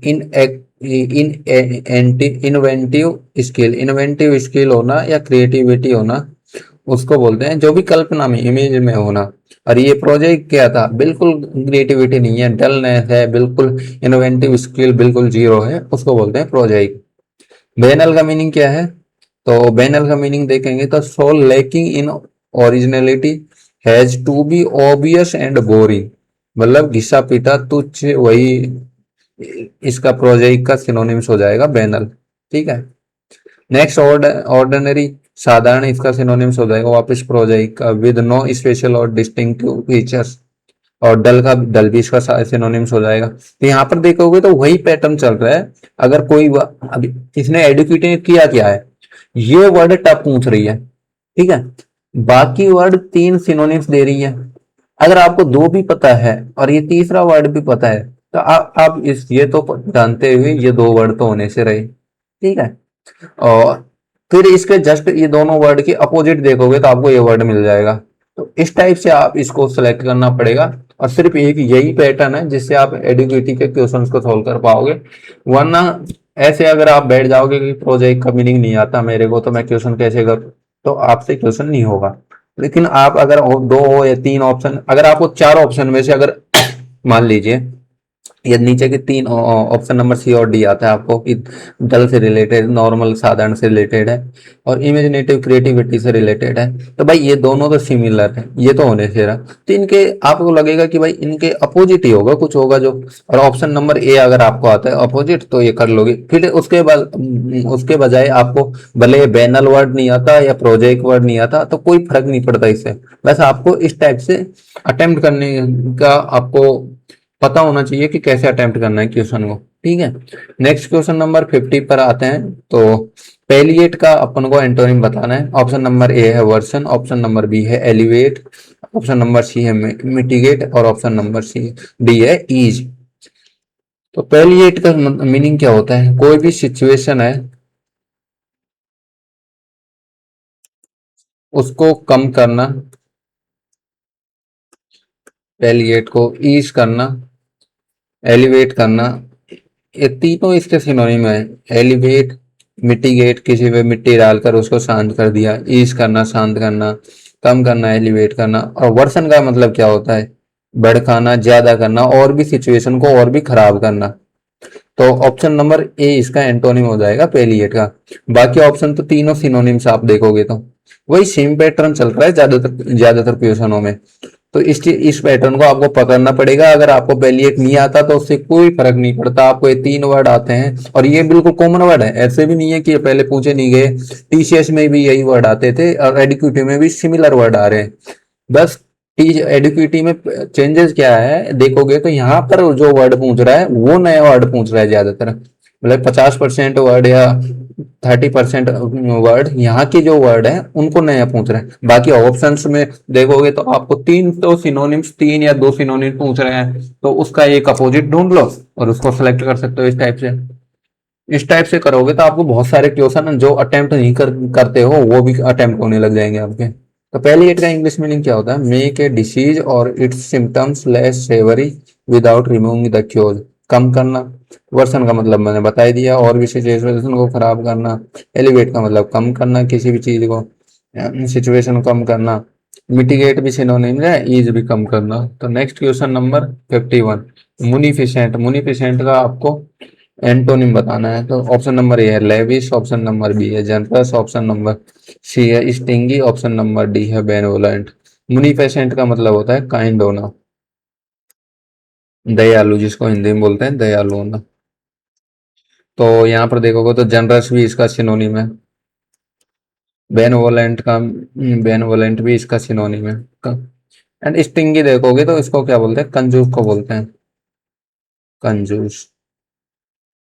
ठीक है, तो ऑप्शन नंबर सी इसका एंटोनिम हो जाएगा मुनिफिसेंट का। तो एक एक ऑप्शन की एक्सप्लेनेशन देख लेते हैं। तो मुनिफिसेंट का इंग्लिश मीनिंग है लार्जर और more generous than is usually necessary, उदार होना उसको बोलते हैं मुनिफिसेंट। लेविश का मीनिंग क्या होता है, यहाँ पर रिच होना है, एलोबरेट, एलोबरेट, लग्जूरियस, खर्चीला, प्रचुर। इसको भी मुनिफिसेंट का सिनोनिम्स बोल सकते हो, मुनिफिसेंट के सिनोनिम्स में आ जाएगा। जनरस भी सिनोनिम्स है इसका। एंड स्टिंगी, मीन होना, अनजनरस विद मनी, मतलब कंजूस होना, मक्खी चूस होना, उसको बोलते हैं स्टिंगी। बेनवोलेंट का मीनिंग भी होता है वेल मीनिंग एंड काइंडली, परोपकारी होना, ठीक है। जनरस और प्रोप बेनवोलेंट तो बिल्कुल सिमिलर वर्ड है, सिनोनिम है। एंड ये मुनिफिसेंट खर्चीला होता है, उदार होता है, तो ये जनरस के सिनोनिम्स बताएगा, ठीक है ना। नेक्स्ट क्वेश्चन पर चलते हैं, क्वेश्चन नंबर 52, क्वेल। क्वेल का आपको एंटोनिम बताना है। ऑप्शन नंबर ए है सप्रेस, ऑप्शन नंबर बी है प्रोक करना, ऑप्शन नंबर सी है सबड्यू करना, और ऑप्शन नंबर डी है रिस्ट्रेन करना। तो क्वेल का मीनिंग क्या होता है? किसी भी चीज को कम करना, सप्रेस करना। और यहाँ पर भी एक देखो, मैं चलो मान लीजिए आपको ये क्वेल वर्ड नहीं आता, तो मैं अटेम्प्ट कैसे करूंगा? यहाँ पर देखो ऑप्शंस को। सप्रेस का मतलब दबाना किसी चीज को, ठीक है। शब्दों का मतलब भी कम करना, दबाना, कम करना। इसका सिनोनिम है, सिमिलर वर्ड है, ठीक है। दो सिमिलर वर्ड। रिस्ट्रेन मतलब किसी भी चीज को स्ट्रेन करना, एक जगह रोकना। अब यहाँ पर देखोगे तो मान लीजिए ये वर्ड भी नहीं आता आपको, ऑप्शन नंबर डी भी नहीं आता, आपको ये वर्ड आता है सप्रेस आता है, शब्द आता है, मतलब कम करना, किसी चीज को दबाना, सप्रेस करना, दबाना। और यहाँ पर देखोगे तो ऑप्शन नंबर बी क्या है? प्रोवोक करना, भड़काना, इंक्रीज करना, ठीक है। तो यहाँ पर देखोगे ये तो दो सिमिलर वर्ड है, ये जस्ट इसका अपोजिट है, तो ऑप्शन नंबर बी हो जाए। इस टाइप से आपको अटेम्प्ट करना है। अब बाकी एक्सप्लेनेशन देख लीजिए। क्वेल, क्वेल का इंग्लिश मीनिंग होता है put an end to a rebellion और other disorder typically by the use of force, दबाना, शांत करना। सप्रेस का मतलब क्या होता है? Forcefully put an end to, मतलब दमन करना, सिनोनिम हो गया इसका। प्रोवोक का मतलब क्या होता है? स्टिमुलेट और give rise to a reaction और इमोशन, टिपिकली ए स्ट्रॉन्ग और अनवेल वन, मतलब उकसाना किसी को, एंड भड़काना, उसको बोलते हैं प्रोवोक करना। शब्द क्या है? ओवरकम करना, क्वेटेट और ब्रिंग अंडर कंट्रोल, वही सिनोनिम हो जाएगा क्वेल का। नेक्स्ट, रिस्ट्रेन का मतलब कीप अंडर कंट्रोल और डिप्रेव फ्रीडम, नियंत्रित करना, वश में करना, ये भी इसका सिनोनिम्स हो गए, ठीक है। अब मैंने आपको ये, आपको रिस्ट्रेन कॉमन वर्ड है, सबड्यू कॉमन वर्ड है, प्रोवोक का कॉमन वर्ड है, सप्रेस कॉमन वर्ड है। अगर आपको क्वेल भी नहीं आता तो मैंने आपको बता दिया अटेम्प्ट कैसे करना है, ठीक है। हर चीज, हर क्वेश्चन में मैं यही चीज सिखा रहा हूँ आपको कि अटेम्प्ट कैसे करना है। आपको न्यू वर्ड आ जाए तो घबराना नहीं है बस। नेक्स्ट क्वेश्चन 43 में आपसे पूछा गया है एजोटेरिक। एजोटेरिक का एंटोनिम बताना है। ऑप्शन नंबर ए है ऑब्सक्योर, ऑप्शन नंबर बी है straightforward, option number C है क्रिप्टिक, ऑप्शन नंबर डी है एब्स्ट्रैक्ट। तो सबसे पहला एजोटेरिक का मीनिंग क्या है ये देख लेते हैं। तो एजोटेरिक का मीनिंग है कोई भी चीज है वो अनक्लियर है या फिर रहस्य है, उसको सीक्रेट बोलते हैं। या फिर जिसको क्लियर अनक्लियर है उसको बोलते हैं एजोटेरिक। ऑब्सक्योर का मीनिंग भी होता है अनक्लियर, सिमिलर टाइप का मीनिंग होता है। क्रिप्टिक का मतलब, एब्स्ट्रैक्ट का मतलब भी यही होता है, अनक्लियर। एंड क्रिप्टिक का मतलब होता है छल कपट टाइप से। एंड स्ट्रेट फॉरवर्ड का मतलब होता है होनेस्ट होना, फ्रैंक होना, ठीक है। ईमानदार होना, क्लियर होना चीजें। तो यहाँ पर ये एजोटेरिक का मतलब सीक्रेट होना, गढ़, मतलब रहस्य होना। तो यहाँ पर ईमानदार होना, स्ट्रेट फॉरवर्ड होना, डायरेक्ट क्लियर होना। तो ऑप्शन नंबर बी एजोटेरिक का एंटोनिम हो जाएगा। एक एक की एक्सप्लेनेशन देख लेते हैं। एजोटेरिक का इंग्लिश मीनिंग है इंटेंडेड फॉर और likely to be understood by only a small number of people, मतलब कि रहस्य है सिर्फ कुछ लोगों के द्वारा ही जान पता है उसको, रहस्य, उसका रहस्य। ऑब्सक्योर का मतलब होता है नॉट डिस्कवर्ड और नॉन अबाउट, जिसको बोलते हैं अनसर्टेन, अनक्लियर है, स्पष्ट।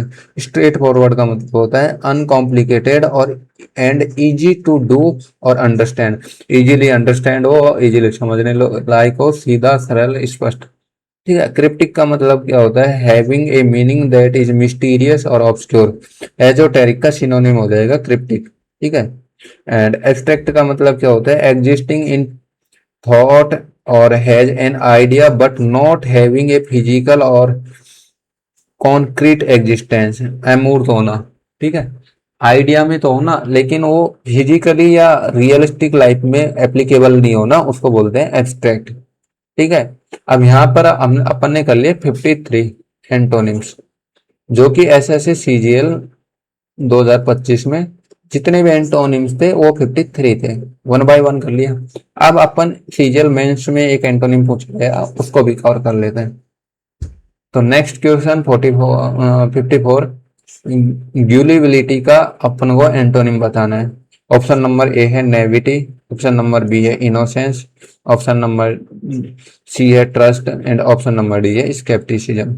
ग्यूलिबिलिटी का मतलब क्या होता है, हिंदी में बोले तो भोला वाला, भोला वाला, जिसको आसानी से कोई भी बेवकूफ बना जाता है, किसी की बात मान लेता है, उसको बोलते हैं ग्यूलिबिलिटी। एंड यहाँ पर देखोगे तो इनोसेंस भी इसका सिनोनिम्स हो जाएगा। इसका मतलब भी होता है सादा, सीधा सादा। ट्रस्ट का मतलब बिलीव, ट्रस्ट भरोसा, जिसको हिंदी में बोलते हैं। तो इससे भी कोई मतलब नहीं है।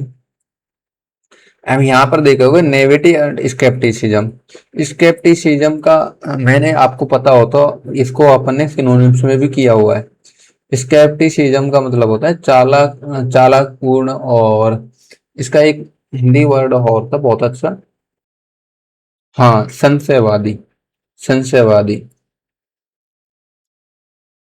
संशयवादी को जो कि हर चीज में डाउट करता है, हर छोटी छोटी चीजों में डाउट करता है, एंड किसी पे बिलीव नहीं करता आसानी से, उसको बोलते हैं स्केप्टिसिज्म।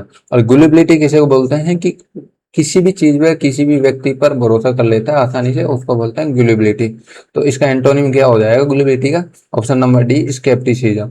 बाकी एक एक ऑप्शन के एक्सप्लेनेशन देख लेते हैं। Gullibility इंग्लिश मीनिंग है tendency to be easily persuaded that something is true, भोला वाला या आसानी से विश्वास करने वाला। Naivety lacking of experience wisdom and judgement, भोलापन होना। तो ग्यूलिबिलिटी का सिनोनिम हो गया ये। यहाँ पर देखोगे इनोसेंस भी इसका सिनोनिम होता है लैक ऑफ गिल्ट और एन ऑफेंस, निर्दोष। ठीक है, सॉरी ये सिनोनिम्स नहीं है, इसका मीनिंग है इनोसेंस मतलब गिल्ट नहीं होना, ऑफेंस नहीं हो, निर्दोष होना। इसको इनोसेंस को वैसे इसमें सिनोनिम्स में डाल सकते हो इसके में। ट्रस्ट, ट्रस्ट मतलब firm believe in the reliability, trust truth और एबिलिटी ऑफ टू समवन, किसी पर भरोसा, भरोसे को बोलते हैं ट्रस्ट। स्केप्टिसिज्म का मैंने बता दिया, इस sceptical attitude, doubt as to the truth of something, मतलब हर चीज पर डाउट करना, उसको बोलते हैं स्केप्टिसिज्म।